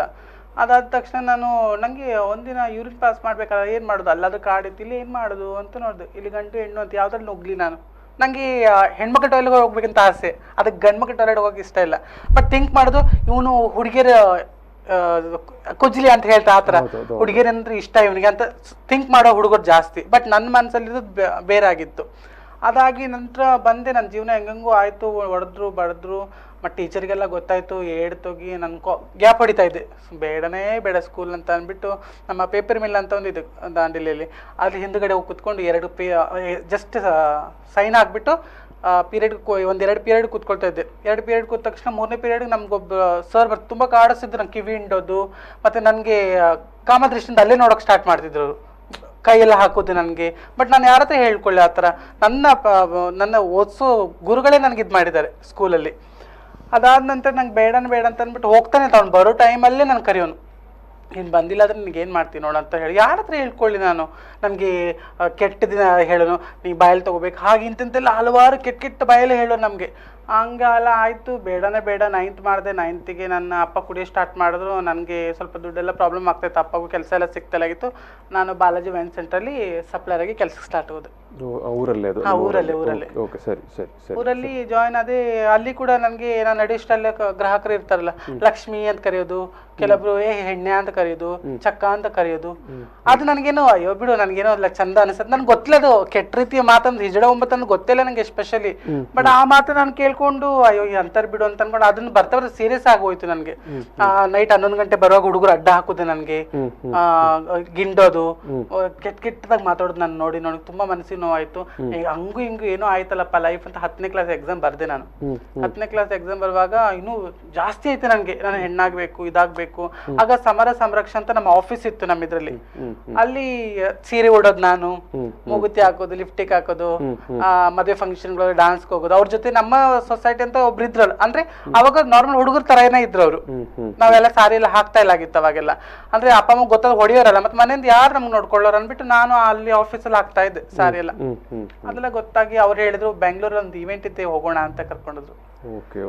ಆಗ ರಿಯಲ್ ಟ್ರಾನ್ಸ್ಜೆಂಡರ್ ನಾನು ನೋಡಿದೆ ಅಲ್ಲಿ. ನಿಜವಾದ ಮಂಗಳಮುಖಿಯರು ಅಂದ್ರೆ ಯಾವ ರೀತಿ ಇರ್ತಾರೆ, ಮಂಗಳಮುಖಿ ಸಮುದಾಯ ಹೇಗಿರುತ್ತೆ ಬೆಂಗಳೂರಿಗೆ ಬಂದಾಗೆ ಗೊತ್ತಾಯ್ತು. ಆಗ ನನ್ಗೊಬ್ರು ಕಾಂಟ್ಯಾಕ್ಟ್ ಇದ್ರು, ನಂಬರ್ ಕೊಟ್ಟಿದ್ರು. ನಾನು ಹೋದೆ ಬೆಂಗಳೂರು. ಇವ್ರು ಹುಡುಗಿನ ಅಥವಾ ಹೆಂಗ್ಸ ಏನಿದು ಒಂದು ಅರ್ಥನೇ ಆಗ್ತಾ ಇಲ್ಲ. ಅವ್ರು ಕೋತಿ ಅಂತ ಹೇಳಿ, ಕೋತಿ ಅಂದ್ರೆ ನಮ್ಗೆ ಏನ್ ಗೊತ್ತು, ನಮ್ಮ ಟ್ರಾನ್ಸ್ ಲ್ಯಾಂಗ್ವೇಜ್ ಅದು ಒಂದು ಕಮ್ಯುನಿಟಿ ಲ್ಯಾಂಗ್ವೇಜ್ ಉಂಟು ನಮ್ದ್ರಲ್ಲಿ ಒಂದು. ಹಂಗೆಲ್ಲ ಹೇಳ್ಕೊಡೋ ನಂಗೆ ಅದ್ರ ಬಗ್ಗೆ ನನ್ಗೆ ಗೊತ್ತೇ ಇಲ್ಲ ಏನಂತ. ಎಷ್ಟು ಚಂದ ಇದ್ದಾರಲ್ಲ ಇವರು ಹಾಗೆ ಅಂತ, ನಾನು ಇವ್ರಂಗೆ ಆಗ್ಬೇಕು ಅಂತ ನನ್ನ ಮನಸ್ಸಲ್ಲಿ ಮೂಡ್ತು. ನಾನು ಇವ್ರಂಗೆ ಆಗಬೇಕು, ಇದಕ್ಕೆ ಏನು ಮಾಡಬೇಕು. ಯಾಕಂದ್ರೆ ಒಂದು ಗಂಡು ಹೆಣ್ಣಾಗೋದು ಸುಲಭ ಅಲ್ಲ. ಹೌದು, ಖಂಡಿತವಾಗಿ. ಒಂದು ಗಂಡು ಹೆಣ್ಣಾಗೋದು ಸುಲಭ ಅಲ್ಲ. ನಾನು ಅಯ್ಯೋ ಬಿಡಿ ಸಾರಿ ಕಟ್ಟಿದ ಹೆಣ್ಣಂತ ನಾನು ಅನ್ಕೊಂಡ್ಬಿಟ್ಟಿದ್ದೆ. ಬಟ್ ಅದರಲ್ಲಿ ಒಂದು ವಿಧಗಳಿದೆ. ನಿರ್ವಾಣ ಆಗಬೇಕು, ಆಪ್ರೇಷನ್ ಆಗಬೇಕು ನಮ್ಮ ಕಮ್ಯುನಿಟಿಯಲ್ಲಿ. ಆವಾಗ ನಮ್ಮನ್ನ ಎಜೆಂಡ ಸಮುದಾಯ ಎಕ್ಸೆಪ್ಟ್ ಮಾಡುತ್ತೆ. ಅದು ನಾರ್ಮಲ್ ಹುಡುಗ ಬಂದ್ರೆ ನೀನು ಬೇಡ, ಅವಾಗ ಅವ್ರು ಹೇಳ್ತಾರೆ. ಯಾಕಂದ್ರೆ ಕೆಲವರು ಹೇಳ್ತಾರೆ ನಮ್ಮ ಟ್ರಾನ್ಸ್ಕಮೆಂಟ್ ಒಳ್ಳೆಯವರಿಲ್ಲ, ಮಕ್ಕಳು ತಗೊಂಡು ಆಪ್ರೇಷನ್ ಮಾಡ್ತಾರೆ, ಅದು ತಪ್ಪದು. ನಮ್ಮಲ್ಲೇ ನಮ್ಗೆ ಹೇಳಿದಾಗ ಮಗ ನೀನು ಹಿಂಗೆ ಇರು, ನಾರ್ಮಲ್ ಹುಡುಗನ ಥರನೇ ಇರು, ನಾವು ಬದುಕನ್ನ ಹಾಳು ಮಾಡ್ಕೊಂಡಿದ್ದೀವಿ, ನೀವು ಹಾಳಾಗ್ಬಿಡ ಅಂತ ನಮ್ಗೆ ಇವತ್ತೇ ಹೇಳಿದ್ದಾರೆ. ಕೆಲವು ಜನ ಹೇಳ್ತಾರೆ ಮಕ್ಕಳು ಕಳ್ತನ ಮಾಡ್ತಾರೆ, ಅದೆಲ್ಲ ತಪ್ಪೋದು ಹೇಳೋದು ಅಲ್ವಾ. ಸೊ ಆವಾಗ ನಾನು ಇಲ್ಲ ನಂಗೆ ಆಗಬೇಕು, ಹುಡುಗಿನ ಆಗಬೇಕು ಅಂತಂತಂದು ಮತ್ತೆ ಪುನಃ ಅಪ್ಪ ಎಕ್ಸಾಮ್ ಕಟ್ಟಲಿಕ್ಕೆ ನನಗೆ ದುಡ್ಡು ಕೊಟ್ಟಿದ್ರು 600 ರೂಪಾಯಿ. 600 ರೂಪಾಯಿ ಅದೇ ಮತ್ತೆ 300 ಕಂಪ್ಯೂಟರ್ ಓದು ಅಂತ ಕೊಟ್ಟಿದ್ರು. ನಾನೇನು ಮಾಡಿದೆ, ಕಟ್ಟಲೇ ಇಲ್ಲ ದುಡ್ಡು. ಅಲ್ಲೇ ತಿಂದು ಜಾಲಿ ಮಾಡಿಕೊಂಡು ಅಪ್ಪ ಗೊತ್ತಾಗಿ ಹೊಡೆದ ತಕ್ಷಣ ಒಂದೇ ಒಂದು ಎಕ್ಸಾಮ್ ಬರದೆ, ಹಿಂದಿ ಎಕ್ಸಾಮು ಅಷ್ಟೇ ಮುಗೀತು. ಮತ್ತು ಇನ್ನು 5 ಎಕ್ಸಾಮ್ ಬರಲಿಲ್ಲ. ಸೀದಾ ಏನು ಮಾಡಿಬಿಟ್ಟೆ, ಸೀದಾ ಹತ್ಕೊಂಡು ಓಡೋಗ್ಬಿಟ್ಟೆ ಬ್ಯಾಂಗ್ಳೂರ್ ಸಿಟಿಗೆ. ಅದು ಬ್ಯಾಂಗ್ಳೂರ್ಗೆ ಹೋಗ್ತಿದೆ ಅಂತ ನಂಗೆ ಗೊತ್ತಿಲ್ಲ. ಎಸ್ಪೆಷಲಿ ಟ್ರೈನ್ ಎಲ್ಲಿಗೆ ಹೋಗ್ಬಿಟ್ಟುತ್ತೆ ಅಲ್ಲಿಗೆ ನಿಂತ್ಕೊಳ್ತೀನಿ ಅಂತ. 2 ಚಡ್ಡಿ 2 ಅಂಗಿ ಕಟ್ಕೊಂಡು ಗಂಟು ಕಟ್ಕೊಂಡು ಸೀದಾ ಚಡ್ಡಿ ಮೇಲೆ ಹೋಗ್ಬಿಟ್ಟೆ ನಾನು. ಆಗ ಮೆಜೆಸ್ಟಿಕಲ್ಲಿ ಕೂತ್ಕೊಂಡೆ ಲೈಫ್ ಅಲ್ಲಿಂದ ಸ್ಟಾರ್ಟ್ ಆಯ್ತು ನನಗೆ. ಅಲ್ಲಿ ಲ್ಯಾಂಗ್ವೇಜ್ಗಳು ಚೇಂಜಸ್ ನಮ್ಗೆ ಗೊತ್ತಿಲ್ಲ. ನಮ್ದು ಉತ್ತರ ನಾರ್ತ್ ಭಾಷೆ ನಮ್ದು ಮಾತಾಡೋದು ನಾವೆಲ್ಲ. ಮತ್ತು ಊಟ ಎಲ್ಲ ಸೆಟ್ ಆಗ್ತಾ ಇಲ್ಲಾಗಿತ್ತು. ಆಗ ಬೆಳಗಿನ ಜಾವ ನಾನು ಕೂತ್ಕೊಂಡೆ ಮೆಜೆಸ್ಟಿಕ್ಕಲ್ಲಿ ಕೂತ್ಕೊಂಡು ಟ್ರೈನ್ ಬಂದು ನಿಲ್ತು. ಅಲ್ಲೇ ನಿಲ್ಲಿದ ತಕ್ಷಣ ಅಕ್ಕಪಕ್ಕ ಎಲ್ಲ ನೋಡೋ ಒಂಥರ ಹೆದರಿಕೆ. ಅಲ್ಲಿ ಮಕ್ಕಳು ಕಳ್ಳ ಇದ್ದಾರೆ, ಬೋಲ್ಡ್ ಎಲ್ಲ ನೋಡ್ತೀವಿ ಹಿಂಗೆಲ್ಲ. ನನಗೆ ಹೆದರಿಕೆ. ನಾನು ಇಷ್ಟು ಕೂರ್ಲಿ ಬಿಟ್ಟಿದ್ದೀನಿ ಅವಾಗ. ನನ್ನ ನೋಡಿದ್ರೆ ಮಕ್ಕಳು ಕಳ್ರ ಅಂತ ಹೇಳೋದು, ಪಿಕ್ ಪಾಕೆಟ್ ಅಂತ ಹೇಳೋರು ಆ ಟೈಮಲ್ಲಿ ಅವಾಗ. ಬಟ್ ಭಾವನೆ ನಮಗೆ ನಾವು ಹಿಂಗೆ ಇರ್ಬೇಕಂತ ಆಸೆ ನಮಗೆ ಆ ಟೈಮಲ್ಲಿ. ಆಗ ಮೆಜೆಸ್ಟಿಕಲ್ಲಿ ಕೂತ್ಕೊಳ್ಳಾಗ 1 ಗಂಟೆ ಇತ್ತು, ಅವ್ರು ಫೋನ್ ಎತ್ತಿಲ್ಲ. 2 ಗಂಟೆ ಫೋನೇ ಎತ್ತಿಲ್ಲ. ಎಲ್ಲಿ ಹೋಗ್ಲಿ, ಈ ಕಡೆ ಹೋಗ್ಲಿ, ರೋಡ್ ತಪ್ಪಾಗಿ ಕಾಣಿಸ್ತಾನೆ ಇಲ್ಲ ಆಗಿತ್ತು ನಂಗೆ ಯಾವ ಮೂಲೆಗೆ ಬಂದು ಕೂತ್ಕೊಂಡಿದ್ದೀನಿ ಅಂತ. ಅಂದರೆ ನೀವು ಬೆಂಗಳೂರಿಗೆ ಸೇರಿದ ನಂತರ ನೀವು ಒಂದು ಮಂಗಳಮುಖಿಯಾಗಿ ಪರಿವರ್ತನೆಗೊಂಡ್ರಿ. ಹೌದೌದು. ಆಗ ಅಲ್ಲಿ ಹೋಗಿದ ತಕ್ಷಣ ನಮ್ಮವ್ರ ಕಮ್ಯುನಿಟಿಯವರು ಸಿಕ್ಕರು. ನನ್ನ ನೋಡಿದ ತಕ್ಷಣ ಫೈಂಡ್ ಮಾಡಿಬಿಟ್ರು. ಇದು ಬಂದ್ಬಿಟ್ಟು ನಮ್ಮ ಸಮುದಾಯ ಇದೆ ಅಂತ ಅಂದ್ಬಿಟ್ಟು. ನಾನು ನಡೆ ಸ್ಟೈಲು ಒಕೆಬಲ್ ಗೊತ್ತಾಗ್ಬಿಡುತ್ತೆ, ನಮ್ಮವ್ರಿಗೆ ಗೊತ್ತಾಗ್ಬಿಡುತ್ತೆ. ಈಗ ಯಾವ್ದು ನಾರ್ಮಲ್ ಹುಡುಗ, ಯಾರು ಗೇ, ಯಾರು ಲೆಸ್ಬಿಯನ್, ಯಾರು ಟ್ರಾನ್ಸ್ ಕಮ್ಯುನಿಟಿ ಎಲ್ಲ ನಮ್ಮ ಕಣ್ಣಲ್ಲಿ ಗೊತ್ತಾಗ್ಬಿಡುತ್ತೆ ನಮಗೆ. ಹಾಗೆ ಅವ್ರಿಗೆ ಗೊತ್ತಾಗಿದ ತಕ್ಷಣ ನಾನು ಕರ್ಕೊಂಡು ಹೋಗ್ಬಿಟ್ಟು ಸೀದಾ. ನಮ್ಗೆ ಕೈಲೇ ನಡಗ್ಬಿಡ್ತು. ಅವ್ರ ಕೈ ಹೊಡಿತು, ಹಿಂಗೆ ಜೋರು ಕೈ ಹೊಡಿತದ ಕಲೆಕ್ಷನ್ ಕೇಳುವಾಗ. ಇದು ಯಾರದು ವಿಚಿತ್ರ ಅಂದ್ರೆ ನನಗೆ ಗೊತ್ತಿಲ್ಲ. ಮಂಗಳಮುಖಿ ಅಂದ್ರೆ ಯಾರು ನನಗೆ ಗೊತ್ತು. ನಾನು ನೋಡಿದ್ದು ಹೆಣ್ಣು ಗಂಡು ಮಧ್ಯದಲ್ಲಿ ಬೆಳೆದಳು ನಾನು. ಆಗ ಇವರು ಸಿಕ್ಕಿದ ತಕ್ಷಣ ನನ್ಗೆ ಗೊತ್ತಾಯ್ತು, ಕನ್ಫ್ಯೂಸನ್ ಸ್ಟಾರ್ಟ್ ಆಯ್ತು. ಬಾ ಅಂತ ಕರ್ಕೊಂಡೋಗಿ ನಾನು ಊಟ ಕೊಟ್ಟರು. ನನಗೆ ಹೊಟ್ಟೆ ತುಂಬ ಊಟ ಕೊಟ್ಟರು. ನನಗೆ ಬಟ್ಟೆ ಚೇಂಜ್ ಮಾಡು ಅಂತ ಹೇಳಿದ್ರು. ಆಮೇಲೆ ಯಾವುದೋ ಒಂದು ಲೋಕಕ್ಕೆ ಹೋಗ್ಬಿಟ್ಟೆ. ನಾನು ಸೀರೆ ಕಟ್ಟಿದೆ, ಒಂದು ನೆಮ್ಮದಿ ಸಿಕ್ತು. ಸೀರೆ ಕಟ್ತೆ ಅಪ್ಪ ಅಂತ. ಸರಿ. ಇದು ಸಂಧ್ಯಾ ಅವರೇ, ನೀವು ಯಾವ ಊರಿನಲ್ಲಿ ಬೆಳೆದವರು ಬಂದು? ನಾವು ಮೂಲತಃ ಬಳ್ಳಾರಿ ಸರ್. ಬಳ್ಳಾರಿಯಿಂದ ಒಂದು 12 ಕಿಲೋಮೀಟರ್ ಹಳ್ಳಿ ಊರಲ್ಲಿ ಹುಟ್ಟಿದ್ದು ನಾನು ಹುಟ್ಟುವಾಗ ನನ್ನ ಅಪ್ಪ ಅಮ್ಮನಿಗೆ ತುಂಬ ಖುಷಿ ಆಯ್ತು. ಗಂಡು ಮಗು ಆಗಿದೆ, ನನ್ನ ಮಗುವನ್ನು ಚೆನ್ನಾಗಿ ಓದಿಸ್ಬೇಕು. ಅವರೆಲ್ಲ ಓದಲಿಲ್ಲ, ಅಣ್ಣ ಆಗಲಿ ಅಕ್ಕ ತಂಗಿ ತಮ್ಮ ಯಾರೂ ಓದಲಿಲ್ಲ. ಇವನನ್ನಾದರೂ ಚೆನ್ನಾಗಿ ಓದಿಸಿ ನನ್ನ ಅಪ್ಪನಿಗೆ ನನ್ನನ್ನು ಬಸ್ ಕಂಡಕ್ಟರ್ ಮಾಡ್ಬೇಕಂತ ಆಸೆ ಇತ್ತು, ತುಂಬಾ ಆಸೆ. ಹಳ್ಳಿಯವರು ನೋಡಿ, ಹಳ್ಳಿಯವರು ಬಸ್ ನೋಡಿರ್ತಾರೆ. ಬಸ್ ನೋಡೋರು ಭಾರಿ ಚಿತ್ರವಾಗಿ ಕಾಣ್ತದೆ ಅವರಿಗೆ. ಬಸ್ ಡ್ರೈವರ್ ಅಂದ್ರೆ ತುಂಬಾ ದೊಡ್ಡ ಜನ, ಕಂಡಕ್ಟರ್ ಅಂದ್ರೆ ಇನ್ನೂ ದೊಡ್ಡ ಜನ ಅಂತ ಆಗಿರೋ ಕಾಲದಲ್ಲಿ. ಮತ್ತೆ ಅದು ಹಳ್ಳಿ ಊರ್ ಕಂಡಕ್ಟರ್ ಅಂದ್ರೆ ಇನ್ಫೆಕ್ಷನ್ ಕಮ್ಮಿ ಅಲ್ಲ ಸರ್ ಬರೋದು, ಲಾಭ ಜಾಸ್ತಿ ಸಿಗುತ್ತಂತೆಲ್ಲ ನನ್ನ ಅಪ್ಪಂದು ಆಸೆ. ನಮ್ಮ ರಿಲೇಟಿವ್ ಒಬ್ರು ಕಂಡಕ್ಟರ್ ಆಗಿದ್ರು, ಹಾಗಾಗಿ ನನ್ನನ್ನು ಸಹ ಕಂಡಕ್ಟರ್ ಮಾಡ್ಬೇಕಂತೆಲ್ಲ ನನ್ನ ಅಪ್ಪಂದು ಒಂದು ಒಳ್ಳೆ ಆಸೆ ಇತ್ತು. ಆದರೆ ಬೆಳೀತಾ ಬೆಳೀತಾ ನಾನು ಈ ಥರ ಮನೆಯಲ್ಲಿ ಹುಡುಗಿಯರ ಕೆಲಸ ಎಲ್ಲ ಮಾಡೋದು, ಮತ್ತು ಡೈಲಿ ನೆಲ ಒರೆಸೋದು, ದೇವರ ಪೂಜೆ, ದೈವ ಭಕ್ತಿ ಜಾಸ್ತಿ ಇತ್ತು. ನಾನು ಚಿಕ್ಕ ಮಗು ಇರುವಾಗ ತುಂಬ ಪೂಜೆ ಪುನಸ್ಕಾರ ಎಲ್ಲ ಮಾಡ್ತಾಯಿದ್ದೆ. ಅಷ್ಟೊತ್ತಿಗೆ ಬರ್ತಾ ಬರ್ತಾ ನಾನು 10th ಕ್ಲಾಸ್ಗೆ ಹೋದೆ. 6th 7th ಇರುವಾಗಲೇ ಸ್ಕೂಲಲ್ಲೆಲ್ಲ ಸ್ಟಾರ್ಟ್ ಮಾಡ್ತಿದ್ದೆ. ನಾನು ಹುಡುಗಿಯರೊಟ್ಟಿಗೆ ಇರ್ತಿದ್ದೆ ಜಾಸ್ತಿ. ಯಾವಾಗಲೂ ಹುಡುಗಿಯರ ಆಟ ಆಡೋದು, ಹುಡುಗಿಯರೊಟ್ಟಿಗೆ ರಂಗೋಲಿ ಎಲ್ಲ ಕಲಿತಾ ಇದ್ದೆ ಅವರೊಟ್ಟಿಗೆ ಕೂತ್ಕೊಂಡು. ನಮ್ಮ ಮನಸ್ಸಲ್ಲಿ ಯಾವ ಫೀಲಿಂಗ್ಸೇ ಇರಲಿಲ್ಲ, ಹುಡುಗಿಯರ ಮೇಲೆ ಕೆಟ್ಟ ಭಾವನೆ ಇರಲಿಲ್ಲ. ಆದರೆ ಹುಡುಗರು ನನ್ನ ಕ್ಲಾಸ್ಮೇಟ್ಸ್ ಹೇಳ್ತಾ ಇದ್ರು, ಇವ್ನು ಎಂಥ ಹುಡುಗಿನಾ ಇಲ್ಲ ಇವನೇನು ಲವ್ ಮಾಡ್ತಾ ಇದ್ದಾನ, ಯಾವಾಗಲೂ ಹುಡುಗಿಯರೊಟ್ಟಿಗೆ ಇರ್ತಾರಲ್ಲ ಹಾಗೆ ಅವ್ರು ಹೇಳ್ತಾಯಿದ್ರು. ಹುಡುಗಿಯರು ಸಹ ತುಂಬ ಕ್ಲೋಸ್. ನನಗೆ ಅಕ್ಕ ತಂಗಿಂದ್ರೆ ತುಂಬ ಇಷ್ಟ ಸರ್. ಒಂದು ಹೆಣ್ಣು ಆ ಭಾವನೆಯಿಂದ ನಾನು ಅವರೊಟ್ಟಿಗೆ ಇರ್ತಾಯಿದ್ದೆ. ಮೂತ್ರ ಎಲ್ಲ ಹೋದರೆ ಒಟ್ಟಿಗೆ ಹೋಗ್ತಿದ್ವಿ ನಾವೆಲ್ಲ. ಅವಾಗ ನನಗೇನು ಗೊತ್ತಿಲ್ಲ, ಆ ಥರ ಭಾವನೆ ಕೆಟ್ಟ ಭಾವನೆ ಇರಲಿಲ್ಲ. ಆವಾಗ ಹುಡುಗರಿಗೆಲ್ಲ ಹೊಟ್ಟೆ ಕಿಚ್ಚು, ಇವನೇನು ಯಾವಾಗಲೂ ಅವ್ರ ಜೊತೆಗೆ ಇರ್ತಾನೆ, ಹುಡುಗಿರ್ ಅವರು ಒಂಥರ ಇದು. ಆವಾಗ ಹಾಗೆ ಬರ್ತಾ ಟೀಚರ್ನವರು ಸಹ ನಮ್ಮ ಮೇಲೆ ತುಂಬ ಪ್ರೀತಿ. ನಾವು ಒಂಥರ ಅಲ್ಲ, ಕೆಲವರು ನಾನು 8th ಬರುವಾಗ ಮತ್ತೆ ಮೇಡಮ್ ಇದ್ದರು, ಹೇಳ್ತಾಯಿದ್ರು ಅವ್ನು ಚೆಕ್ಕ ಹಾಗೆ ಈಗ ಅಂತ ಹೇಳುವಾಗ ಮೇಡಮ್ ಹತ್ರ ಹೇಳ್ತಿದ್ವಿ. ನಾನು ಮತ್ತು ನನ್ನ ಫ್ರೆಂಡ್ ಒಬ್ಬರು ಇದ್ದರು, ಅವನು ಈ ಸೆಕ್ಷನಲ್ಲಿದ್ದ, ನಾನು C ಸೆಕ್ಷನಲ್ಲಿದ್ದೆ. ನಾವಿಬ್ಳು ಕ್ಲೋಸ್. ಯಾವಾಗಲೂ ನಮ್ಮಿಬ್ಬರನ್ನು ನೋಡಿ ಹುಡುಗರೆಲ್ಲ ರೇಗಿಸ್ತಾಯಿದ್ರು, ಅವರು ಚೆಕ್ಕಂತರ ಮಾಡ್ತಾರೆ ಹಂಗೆ ಹಿಂಗೆ ಅಂತ ಹೇಳೋ ಮೇಡಮ್ ಹತ್ರ ಹೇಳ್ತಿದ್ವಿ. ಅವ್ರು ತುಂಬ ಸಪೋರ್ಟ್ ಮಾಡ್ತಿದ್ರು. ಮೇಡಮ್ ಅವ್ರಿಗೇನೋ ಲೋಪ ಇದೆ, ನೀವು ಹಾಗೆ ಇದು ಚುಡಾಯಿಸಬಾರ್ದು, ತುಂಬ ಅವ್ರು ಬೇಕಂತ ಮಾಡಿದ್ದಲ್ಲ ಅದು ಅಂತೇಳಿ ಖಂಡಿತ ಅವರು ಹೇಳ್ತಾಯಿದ್ರು. ಆವಾಗ ನಮಗೆ ಸಹ ಆವಾಗ ಫೀಲಿಂಗ್ ನಮಗೆ ಕೂಡ ನಾವು ಹುಡುಗರನ್ನು ಲವ್ ಮಾಡಬೇಕು, ನಮಗೆ ಹುಡುಗಿಯರ ಬಗ್ಗೆ ಇಷ್ಟನೇ ಇಲ್ಲ, ಅಸಹ್ಯ ಹುಡುಗಿಯರು ಅಂದರೆ ನಮ್ಮ ಖಾಲಿ ಒಂದು ಅಕ್ಕ ತಂಗಿ ಭಾವನೆಯಲ್ಲಿ ನೋಡೋದು. ಹುಡುಗರ ಹತ್ರ ಲವ್ ಮಾಡಬೇಕು, ಅವಾಗ ನಮಗೂ ಸಹ ಏಜ್ ಇದು ಬರ್ತಾ ಉಂಟಲ್ಲ 18-19 ವರ್ಷ, ಅವಾಗ ನಾವು ಹುಡುಗರೊಟ್ಟಿಗೆ ಸೆಕ್ಸ್ ಮಾಡಬೇಕು, ಅವನನ್ನು ಪ್ರೀತಿ ಮಾಡಬೇಕು, ಏನೋ ಒಂದು ವಿಚಿತ್ರವಾದ ಲೋಕ ನಮ್ಮದು. ನಾವಿಬ್ಬರು ಫ್ರೆಂಡ್ಸು, ನನ್ನ ಭಾವನೆ ಅವನ ಹತ್ರ ಹೇಳ್ಕೊಳ್ಳೋದು, ಅವನು ನನ್ನ ಹತ್ರ ಹೇಳ್ಕೊಳ್ಳೋದು. ಮತ್ತು ಹೂವೆಲ್ಲ ತರ್ತಾಯಿದ್ದು, ತೋಟ ಇತ್ತು, ಅವನು ಸಹ ಹಳ್ಳಿ, ಅವನು ಸಿಟಿಗೆ ಬರ್ತಾಯಿದ್ವಿ ಓದಲಿಕ್ಕೆ, ಆ ಹೂವೆಲ್ಲ ಕಟ್ತಾಯಿದ್ವಿ ಇಬ್ಬರು. ನಮ್ಮದೇ ವಿಚಿತ್ರ. ಎಲ್ಲರೂ ಇಂಟರ್ವ್ಯೂಲ್ ಬಿಡುವಾಗೆಲ್ಲ ಬೇರೆ ಕಡೆ ಹೋದರೆ ನಾವೇ ಕೂತ್ಕೊಂಡು ಅವ್ನು ಲವ್ ಮಾಡ್ತೇನೆ, ನಾನು ಇವನನ್ನು ಲವ್ ಮಾಡ್ತೇನೆ, ನಮ್ಮ ಪ್ರಪಂಚದಲ್ಲಿ ನಾವು ಮುಳುಗೋಗ್ತಾ ಇರ್ತಿದ್ವಿ. ಹಾಗೆ 10th ಬರುವಾಗ ನಾನು 10th ಪಾಸ್ ಆದೆ, ನನ್ನ ಅಪ್ಪನವರು ಹಾರ್ಟ್ ಅಟ್ಯಾಕ್ ಆಗಿ ತೀರಿ ಹೋದರು ಸಡನ್ನಾಗಿ. ಅಷ್ಟೊತ್ತಿಗೆ ಅಣ್ಣ ಕುಡಿಯೋದು ಕಲ್ತರು, ಭಯ ಇಲ್ಲ, ಅಪ್ಪ ತೀರಿ ಹೋದರು. ತುಂಬ ಕಷ್ಟ. ತಂಗಿ ತಮ್ಮ ಇದ್ದಾರೆ, ಅವರಿಬ್ಬರಿಗೆ ಡೈಲಿ ಕುಡಿದು ಬರೋದು, ಜಗಳ ಮಾಡೋದು, ನನ್ನ ಮತ್ತು ಅಮ್ಮನನ್ನು ಹೊಡೆಯೋದು, ಆ ಥರ ಎಲ್ಲ ಮಾಡ್ತಿದ್ರು. ತುಂಬ ಕಷ್ಟ ಆಯಿತು ಜೀವನ. ಆವಾಗ ನಾನು ಅವ್ರಿಗೋಸ್ಕರ ನಾನು ಕಲಿಯೋದು ಬಿಟ್ಟು ಬಟ್ಟೆ ಶಾಪ್ ಕೆಲಸಕ್ಕೆ ಹೋದೆ. ಬಟ್ಟೆ ಶಾಪ್ ಕೆಲಸಕ್ಕೆ ಹೋಗುವಾಗ ಅಲ್ಲಿ ಸಹ ನನ್ನನ್ನು ಚಕ್ಕ ಥರ ಮಾಡ್ತಾನಲ್ಲ ಮಾಮ, ಹಾಗೆ ಹೀಗೆ ಹೇಳ್ತಾಯಿದ್ರು. ಆದರೂ ಸಹ ಬೇಜಾರು. ರಾತ್ರಿ 10 ಗಂಟೆ ತನಕ, ಬೆಳಗ್ಗೆಯಿಂದ ಸಂಜೆ ರಾತ್ರಿ 10 ಗಂಟೆ ತನಕ ದುಡಿಬೇಕು ಶಾಪಲ್ಲಿ. ಕಸ ಗುಡಿಸ್ಬೇಕು, ಟೀ ತಂದು ಕೊಡಬೇಕು, ಅವ್ರಿಗೆ ಬಾತ್ರೂಮ್ ಕ್ಲೀನ್ ಮಾಡಬೇಕು, ಅವ್ರು ಕುಡಿದಿದ್ದು ಗ್ಲಾಸ್ ಎಲ್ಲ ತೊಳೆದಿರು. ತುಂಬ ಕಷ್ಟಪಟ್ಟು ತುಂಬ ಕೆಲಸ ಎಲ್ಲ ಮಾಡಿದೆ. ನನ್ನ ತಂಗಿ ಮತ್ತು ತಮ್ಮನಿಗೋಸ್ಕರ ಮಾಡಿದೆ, ನಾನು ನನಗೋಸ್ಕರ ಏನು ಮಾಡಲಿಲ್ಲ. ಮತ್ತು ತಂಗಿ ವಯಸ್ಸಿಗೆ ಬಂದರು, ಅವ್ರಿಗೊಂದು ಮದುವೆ ಮಾಡಿದೆ, ಮತ್ತು ತಮ್ಮನಿಗೂ ಸಹ ಮದುವೆ ಮಾಡಿದೆ. ಆಮೇಲೆ ನಾನು ನನ್ನ ಜೀವನ ಹೆಣ್ಣು ಅಲ್ಲ ಗಂಡು ಅಲ್ಲ, ಈ ಥರ ಎಷ್ಟು ದಿವಸ ನರಕ ಅನುಭವಿಸೋದು ನಾನು. ಅದಕ್ಕೋಸ್ಕರ ನಾನೊಂದು ನಿರ್ಧಾರ ಮಾಡಿದೆ. ನಾನೊಂದು ಅಷ್ಟಕ್ಕಿಂತ ಮುಂಚೆ ಮಂಗಳೂರಿಗೆ ಬಂದು ಹೋಗ್ತಾಯಿದ್ದೆ, 2 ದಿವಸ ಬಂದು. ಇಲ್ಲಿ ಸ್ಟಾರ್ಟಿಂಗಲ್ಲಿ ನಾವು ಬರುವಾಗ ನಮಗೆ ಇಲ್ಲಿ ಏನು ಮನೆ ಇಲ್ಲ, ಏನಿಲ್ಲ. ಬಸ್ ಸ್ಟಾಪಲ್ಲಿ ಮಲಗಬೇಕಿತ್ತು, ಪಣಂಬೂರು ಬಸ್ ಸ್ಟಾಪಲ್ಲಿ. ಅಲ್ಲೇ ಮಲ್ಕೊಂಡಿದ್ದು. ತುಂಬ ರೌಡಿಗಳದ್ದು ಕಾಟ. ಅಲ್ಲಿ ಬಂದು ಟಾರ್ಚರ್ ಮಾಡೋದು, ರಾತ್ರಿ 12 ಗಂಟೆಗೆ ಬಂದು ಎಬ್ಬಿಸೋದು, ಸೆಕ್ಸ್ ವರ್ಕ್ ಮಾಡ್ಲಿಕ್ಕೆ ಕರೀತಾಯಿದ್ರು, ತುಂಬ ಟಾರ್ಚರ್ ಕೊಡ್ತಿದ್ದು. ನಾನು ಎನ್ಸ್ಕೊಳ್ತೀನಿ, ಈ ಜೀವನ ಬೇಡ, ಕಷ್ಟಪಟ್ಟು ದುಡಿಯೋದು, ಅದು ಬಟ್ಟೆ ಶಾಪೇ ಒಳ್ಳೇದು ನನಗೆ ಅಂತೇಳಿ ಮತ್ತೆ ಪುನಃ ನಾನು ಹೋಗುವಾಗ ಕಸ್ಟಮರ್ ಹತ್ರ ಒಳ್ಳೆ ರೀತಿಯಲ್ಲಿ ಮಾತಾಡ್ತಿದ್ದೆ. ಅವರು ನಾನು ಎಷ್ಟೇ ತಿಂಗಳು ಬಿಟ್ಟರು ಕೂಡ ಮತ್ತೆ ಮನೆಗೆ ಕಳಿಸ್ತಾಯಿದ್ರು. ಅವನು ಜನಗಳ ಹತ್ರ. ನನ್ನ ಹೆಸರು ನಾಗರಾಜ್ ಅಂತೇಳಿ. ನಾಗರಾಜ್ ತುಂಬ ಒಳ್ಳೆ ಹುಡುಗ, ಕಸ್ಟಮರ್ನ ವಾಪಸ್ ಕಳಿಸೋದಿಲ್ಲ, ಸೇಲ್ ಮಾಡ್ತಾನೆ, ಪ್ರೀತಿಯಿಂದ ಮಾತಾಡ್ತಾನೆ ಅಂತೇಳಿ ಓನರ್ ಮತ್ತೆ ಸೇರಿಸ್ತಾಯಿದ್ರು ಬಟ್ಟೆ ಶಾಪಿಗೆ ನನ್ನನ್ನು. ಖಾಲಿ ಸಂಬಳ ಮಾತ್ರ 1,000 ಕೊಡ್ತಾಯಿದ್ರು ಒಂದು ತಿಂಗಳಿಗೆ. ಹೋಗಲಿಕ್ಕೆ ಬರಲಿಕ್ಕೆ ಡೈಲಿ 20 ರೂಪಾಯಿ ಬಸ್ ಚಾರ್ಜ್ ನನಗೆ. ಅದರಲ್ಲಿ ನನಗೆ ಒಂದು 500-600 ಉಳಿತಾಯಿತ್ತು ತಿಂಗಳಿಗೆ ಅಷ್ಟೇ.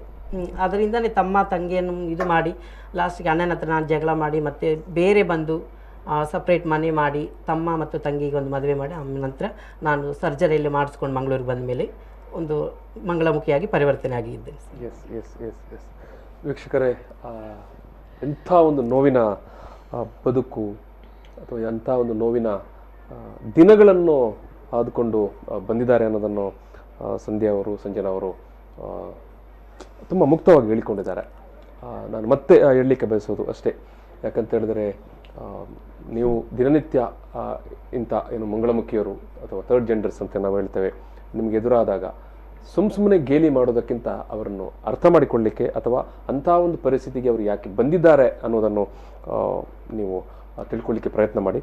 ನಾವು ಇವತ್ತಿನ ಕಾಲಘಟ್ಟದಲ್ಲಿ, ಇವತ್ತಿನ ದಿನಮಾನದಲ್ಲಿ ಇವರು ಎದುರಿಸ್ತಿರುವ ಸಮಸ್ಯೆಗಳು, ಈ ಕೊರೋನಾದ ಸಂದರ್ಭದಲ್ಲಿ ಎದುರಾಗಿರೋ ಸಮಸ್ಯೆಗಳು, ಈ ವಿಚಾರವಾಗಿ ಅವ್ರ ಜೊತೆಗೆ ಮಾತಾಡಬೇಕಾಗಿದೆ. ಈಗ ಒಂದು ಸಣ್ಣ ಬ್ರೇಕ್ ತಗೊಳ್ತಾ ಇದ್ದು, ಬ್ರೇಕ್ ನಂತರ ಮತ್ತೆ ಈ ಮಾತುಕತೆ ಮುಂದುವರಿಯುತ್ತದೆ. ಪ್ರಚಲಿತ ಈ ಕಾರ್ಯಕ್ರಮದ ಪ್ರಾಯೋಜಕರು ರೋಹನ್ ಕಾರ್ಪೊರೇಷನ್, ಸಹ ಪ್ರಾಯೋಜಕರು ಫಾದರ್ ಮುಲ್ಲರ್ಸ್ ಚಾರಿಟೇಬಲ್. ಕೊರೋನಾ ಕಸಿದ ಬದುಕು ಈ ಒಂದು ಸಂವಾದ ಕಾರ್ಯಕ್ರಮಕ್ಕೆ ಮತ್ತೆ ಸ್ವಾಗತ. ನಮ್ಮ ಜೊತೆಗೆ ಈ ದಿವಸ ಮಂಗಳಮುಖಿಯರಾಗಿರುವಂತಹ ಸಂಜನಾ ಅವರು ಮತ್ತು ಸಂಧ್ಯಾ ಅವರು ಭಾಗವಹಿಸಿದ್ದಾರೆ. ಜೊತೆಗೆ ಮಂಗಳಮುಖಿಯರ ಬಗ್ಗೆ ಕಾಳಜಿ ಇರುವಂತಹ ಸಾಮಾಜಿಕ ಕಾರ್ಯಕರ್ತರಾಗಿರುವಂತಹ ಶ್ರೀಮತಿ ಸಬ್ರಿನಾ ಅವರು ಈ ಒಂದು ಮಾತುಕತೆಯಲ್ಲಿ ಭಾಗವಹಿಸಿದ್ದಾರೆ. ನಾವು ವೀಕ್ಷಕರು ಈಗಾಗಲೇ ಮಾತನಾಡುವ ಸಂದರ್ಭದಲ್ಲಿ ಸಂಜನಾ ಮತ್ತು ಸಂಧ್ಯಾ ಅವರು ತಮ್ಮ ಬದುಕಿನ ನೋವಿನ ಒಂದು ಆ ಬಾಲ್ಯದ ದಿನಗಳನ್ನು ಮತ್ತು ಅವರ ಬಾಲ್ಯವನ್ನು ಕಳೆದಂಥ ದಿನಗಳನ್ನು ಮತ್ತು ಅವರು ಮಂಗಳಮುಖಿಯರಾಗಿ ಪರಿವರ್ತನೆ ಆದಂಥ ಆ ಒಂದು ದಿನಗಳನ್ನು ನಮ್ಮ ಜೊತೆಗೆ ಹಂಚಿಕೊಂಡ್ರು. ನಾವು ಈ ಒಂದು ಕೊರೋನಾ ಸಂದರ್ಭದಲ್ಲಿ ಅವರ ಸಮುದಾಯ ಎದುರಿಸಿದಂಥ ಸಮಸ್ಯೆಗಳು ಮತ್ತು ಅವರು ವೈಯಕ್ತಿಕವಾಗಿ ಎದುರಿಸಿದಂಥ ಸಮಸ್ಯೆಗಳು ಮತ್ತು ಅವರು ಸಮಾಜದಿಂದ ಮಾಡುವಂಥ ನಿರೀಕ್ಷೆಗಳೇನು ಮತ್ತು ಸರ್ಕಾರದಿಂದ ಏನು ಪರಿಹಾರಗಳು ಬೇಕು ಅಥವಾ ಸರ್ಕಾರದಿಂದ ಯಾವ ಒಂದು ನೆರವು ಅಥವಾ ಒಂದು ಆಶ್ರಯ ಅಥವಾ ಒಂದು ಕಾನೂನಿನ ನೆಲೆಗಟ್ಟಿನಲ್ಲಿ ಅವರಿಗೆ ಸಹಾಯ ಬೇಕು ಅನ್ನೋ ವಿಚಾರವಾಗಿ ನಾವು ಮಾತುಕತೆಯನ್ನು ಮುಂದುವರಿಸ್ತಾ ಇದ್ದೇವೆ. ಇದು ಸಂಜನಾ ಅವರೇ, ನಿಮ್ಮ ಬದುಕು ಕಟ್ಟಿಕೊಂಡ ಇದನ್ನೆಲ್ಲ ಹೇಳಿದ್ರಿ. ಹಾಗೆ ಇವತ್ತಿನ ಒಂದು ಕಾಲಘಟ್ಟದಲ್ಲಿ ಒಂದು ನೀವು ಸ್ವಾವಲಂಬಿಗಳಾಗಿ ನೀವು ಬದುಕಲಿಕ್ಕೆ ನಿಮಗೆ ಆದಂಥ ಪ್ರೇರಣೆಗಳು ಏನು ಮಾಡ್ತಾ ಇದ್ದೀರಿ? ಯಾರು ನಿಮಗೆ ಪ್ರೇರಕರಾದರು? ಅಥವಾ ಈಗ ನೀವು ನಿಮ್ಮ ಪರಿವರ್ತನಾ ಅನ್ನುವಂಥ ಸಂಘಟನೆ ಇರ್ಬೋದು, ಅಥವಾ ಬೇರೆ ಬೇರೆ ಏನು ಮಂಗಳಮುಖಿಯರ ಏನು ಸಂಘಟನೆಗಳು ಇದೆ ರೀ. ಇವುಗಳೆಲ್ಲ ತೊಡಗಿಕೊಳ್ಳಿಕ್ಕೆ ಕಾರಣವಾದ ದಿನಮಾನಗಳು ಏನದು, ಹೇಗೆ? ನಿಮ್ಮ ಎದುರುಗಡೆ ಮಾತಾಡ್ಬೇಕು ಕಾರಣ ಅಂತ ಹೇಳಿದ್ರೆ ವೈಲೆಟ್ ಪೆರೇರಾಮ್ ಅವರು ಸರಿ ಸರಿ ತುಂಬಾ ಹೆಲ್ಪ್ ಮಾಡಿದ್ದಾರೆ ನಮ್ಗೆ. ಎದುರುಗಡೆ ಸಪೋರ್ಟ್ ಮಾಡಿದ್ದೆ ಅವರು ನಮ್ಗೆ. ನಾವೆಲ್ಲೋ ಒಂದ್ ಕಡೆ ಇದ್ದದ್ದು, ಅವರಿಂದ ನಮ್ಗೆ ಪ್ರತಿಯೊಂದು ಐ ಮೀನ್ ಸೊಸೈಟಿ ನಮ್ಗೆ ಗುರ್ತ ಮಾಡ್ತಿದ್ದ ಅವರಿಂದ. ನಮ್ಗೆ ಬ್ಯೂಟಿಷಿಯನ್ ಕಲ್ತಿದ್ದೇವೆ ನಾವು, ಕೆಲವರು ಟೈಲರಿಂಗ್ ಕಲ್ತಿದ್ದಾರೆ, ಸಣ್ಣ ಪುಟ್ಟ ಅವರು ಪ್ರಯತ್ನ ಮಾಡ್ತಾ ಇದ್ದಾರೆ ನಮ್ಗೆ. ಬಟ್ ಈ ಕೊರೋನಾ ಈಗ ನೀವು ನಿಮ್ಮ ಮಂಗಳಮುಖಿ ಸಮುದಾಯದವರು ಮಂಗಳೂರಿನಲ್ಲಿ ಒಂದು ಅಂದಾಜು ಎಷ್ಟು ಜನ ಇದ್ದೀರಿ? ನೀವೆಲ್ಲ ಈಗ ಒಂದು ಕಲೆಕ್ಟಿವ್ ಆಗಿ ಒಂದು ಗ್ರೂಪ್ ನ ವ್ಯಾಪ್ತಿ ಒಳಗಡೆ ಇದ್ದೀರಾ, ಅಥವಾ ಒಂದು ಸಂಘ ಸಂಸ್ಥೆ ಒಳಗಡೆ ಇದ್ದೀರಾ? ಇದ್ದೇವೆ, ಪರಿವರ್ತನದಲ್ಲಿ ಇದ್ದೇವೆ. ಮೋರ್ ದೆನ್ ಒಂದು 150-200 ಸಮಥಿಂಗ್ ಇದ್ದಾರೆ. ಬಟ್ ಈ ಕೊರೋನಾ ಬಂದ ಕಾರಣದಿಂದ ಯಾರು ಇಲ್ಲ ಈ ಊರಲ್ಲಿ. ನೀವು ಈ ಒಂದು ನಿಮ್ಮ ಸಂಘಟನೆ ಮೂಲಕ ಎಲ್ಲರೂ ಸ್ವಾವಲಂಬಿಗಳು ಆಗಬೇಕು ಅನ್ನೋ ನಿಟ್ಟಿನಲ್ಲಿ ಕೆಲಸ ಮಾಡ್ತಾ ಇದ್ದೀರಿ. ಹೌದು, ಮುಂದೆ ಬರ್ಬೇಕು ಅವರು. ಯಾಕಂತ ಹೇಳಿದ್ರೆ ನನ್ಗೆ ಅದ ಅನುಭವ ಅವ್ರಿಗೆ ಆಗ್ಬಾರ್ದು. ಯಾಕಂತಂದ್ರೆ ಅವರು ಒಳ್ಳೆ ರೀತಿ ಕೆಲಸ ಮಾಡ್ಬೇಕು. ಯಾಕಂದ್ರೆ ತುಂಬಾ ಈಗ ಅವ್ರಿಗೆ ಕೌನ್ಸಿಲಿಂಗ್ ಇಲ್ಲ ಅಂತ ಅವಾಗಲೇ ಹೇಳಿದೆ ನಾನು. ನಾವು ಈ ತರ ಆಗಿದೆ, ನೀವು ಆಗ್ಬೇಡಿ. ನಿಮ್ಗೆ ಏನ್ ಪ್ರಾಬ್ಲಮ್ ನೀವು ಓಕೆ ನೀವೀಗ ವೃತ್ತಿಯಲ್ಲಿ ಏನ್ ಮಾಡ್ತಾ ಇದ್ದೀರಿ? ಈಗ ನಾನು ಬ್ಯೂಟಿಷಿಯನ್ ಕೆಲಸ ಮಾಡ್ತಾ ಇದ್ದೆ. ಓಕೆ ಇದು ಸಂಧ್ಯಾ ಅವರೇ ನೀವು ಅದೇ ಕಷ್ಟವನ್ನೆಲ್ಲ ಅವಾಗ ಹೇಳಿಕೊಂಡ್ರಿ, ಮತ್ತೆ ಏನು ಮಂಗಳಮುಖಿ ಅಂತ ಘೋಷಣೆ ಮಾಡಿಕೊಂಡು ನೀವು ಏನು ಮಂಗಳೂರಿನಲ್ಲಿ ಬದುಕುವಂಥ ಸಂದರ್ಭದಲ್ಲಿ ಅಥವಾ ಈ ಸಂಘಟನೆಗಳಿಗೆ ಸೇರಿಕೊಳ್ಳುವ ಸಂದರ್ಭದಲ್ಲಿ ಯಾವ ರೀತಿ ನೀವು ನಿಮ್ಮ ಬದುಕನ್ನು ರೂಪಿಸ್ತಾ ಇದ್ದೀರಿ ಅಂತ? ಅಂದರೆ ಪರಿವರ್ತನ್ ಚಾರಿಟಬಲ್ ಟ್ರಸ್ಟಲ್ಲಿ ಮೇಡಮ್ ಕರೆದು ಪ್ರೆಸಿಡೆಂಟ್ ಮಾಡಿದ್ದಾರೆ ಸರ್. ನನ್ನನ್ನು ಪ್ರೆಸಿಡೆಂಟ್ ಮಾಡಿದ್ರು. ನನಗೆ ಏನು ಗೊತ್ತಾ, ನಮ್ಮವರೆಲ್ಲ ಭಿಕ್ಷಾಟನೆ ಮತ್ತು ಸೆಕ್ಸ್ ವರ್ಕ್ ಎಲ್ಲ ಬಿಟ್ಟು ಅವ್ರಿಗೊಂದು ಮೇನು ಇರಲಿಕ್ಕೆ ಮನೆ, ನಮ್ಮ ಟ್ರಸ್ಟ್ ಕಡೆಯಿಂದ ಮೇಡಮ್ಸ್ ತುಂಬ ಹೋರಾಡ್ತಿದ್ದಾರೆ. ಸಬ್ರೀನಾ ಮೇಡಮ್ ಆಗಲಿ, ವಾಯ್ಲೆಟ್ ಮೇಡಮ್ ಆಗಲಿ, ತುಂಬ ಈ ಮನೆಗೋಸ್ಕರ ಕೆಲವು ಜಾಗಗಳೆಲ್ಲ ಸ್ಯಾಂಕ್ಷನ್ ಆಗಿತ್ತು. ನಮ್ಮ ಸಮುದಾಯದವರು ಕೆಲವರು ಹೊಟ್ಟೆ ಕಿಚ್ಚು ಬಿದ್ದು ನಮ್ಮನ್ನ ಅದರಿಂದ ದೂರ ಮಾಡಿದರು, ಅದು ನಮ್ಗೆ ಸಿಗ್ಲಿದ್ದಾಗಿ ಮಾಡಿದರು. ಹಾಗಾಗಿ ಈಗಲೂ ಸಹ ಪ್ರಯತ್ನ ಮಾಡ್ತಾ ಇದ್ದಾರೆ. ನಮಗೊಂದು ಮನೆ ಇರಲಿಕ್ಕೆ, ಒಂದು ID ಕಾರ್ಡು ಮತ್ತು ರೇಷನ್ ಕಾರ್ಡು ಇವೆಲ್ಲ ಸಿಕ್ಕಿದ್ರೆ ನಾವು ಸೆಕ್ಸ್ ವರ್ಕು ಮತ್ತು ಬೆಗ್ಗಿಂಗ್ ಮಾಡ್ಬೇಕಂತ ಅವಶ್ಯಕತೆ ಇಲ್ಲ ಸರ್. ಅದು ನಮ್ಮ ಆಸೆ ಕೂಡ ಅಲ್ಲ.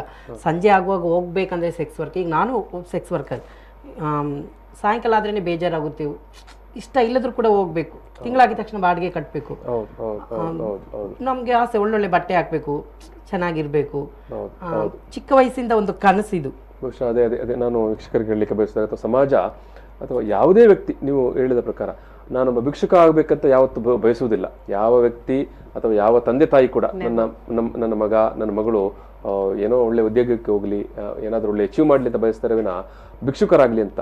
ಯಾಕೆ ನಾನು ಈ ಮಾತನ್ನು ಮತ್ತೆ ಹೇಳ್ತೇನೆ ಅಂತ ಹೇಳಿದ್ರೆ, ಸಂಜೆ ಹೊತ್ತಿಗೆ ನೀವು ಹೇಳಿದ ಹಾಗೆ ಟೋಲ್ಗೇಟ್ನ ಪಕ್ಕವೋ, ಬಸ್ ಸ್ಟ್ಯಾಂಡ್ ಪಕ್ಕವೋ, ಟ್ರಾಫಿಕ್ ಪಕ್ಕವೋ ನಿಮ್ಮ ಸಮುದಾಯದವರು ಕಾಣಿಸಿಕೊಂಡಾಗ ಸಹಜವಾಗಿ ನಾಗರಿಕ ಸಮಾಜ ಗೇಲಿ ಮಾಡಿ ಮುಂದಕ್ಕೆ ಹೋಗ್ತದೆ.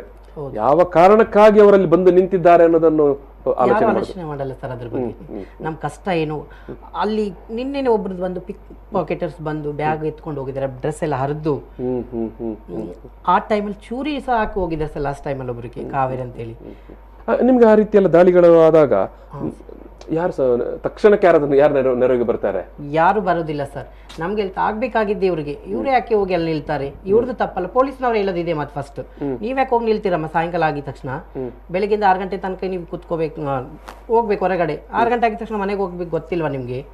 ಅವ್ರು ಆ ತರ ಹೇಳ್ತಾರೆ. ಆದ್ರೆ ನಿಯತ್ತಲ್ಲಿ ಹೋಗಿ ಭಿಕ್ಷೆ ಬೇಡಿದ್ರೆ 1 ರೂಪಾಯಿ 2 ರೂಪಾಯಿ ಯಾರು ಕೊಡಲ್ಲ. ಕೇಳ್ತಾರೆ, ಬೆಳಿಗ್ಗೆ ಸಂಜೆ ಎಲ್ಲಿರ್ತಿ? 10 ರೂಪಾಯಿ ಕೊಡೋದಿಲ್ಲ.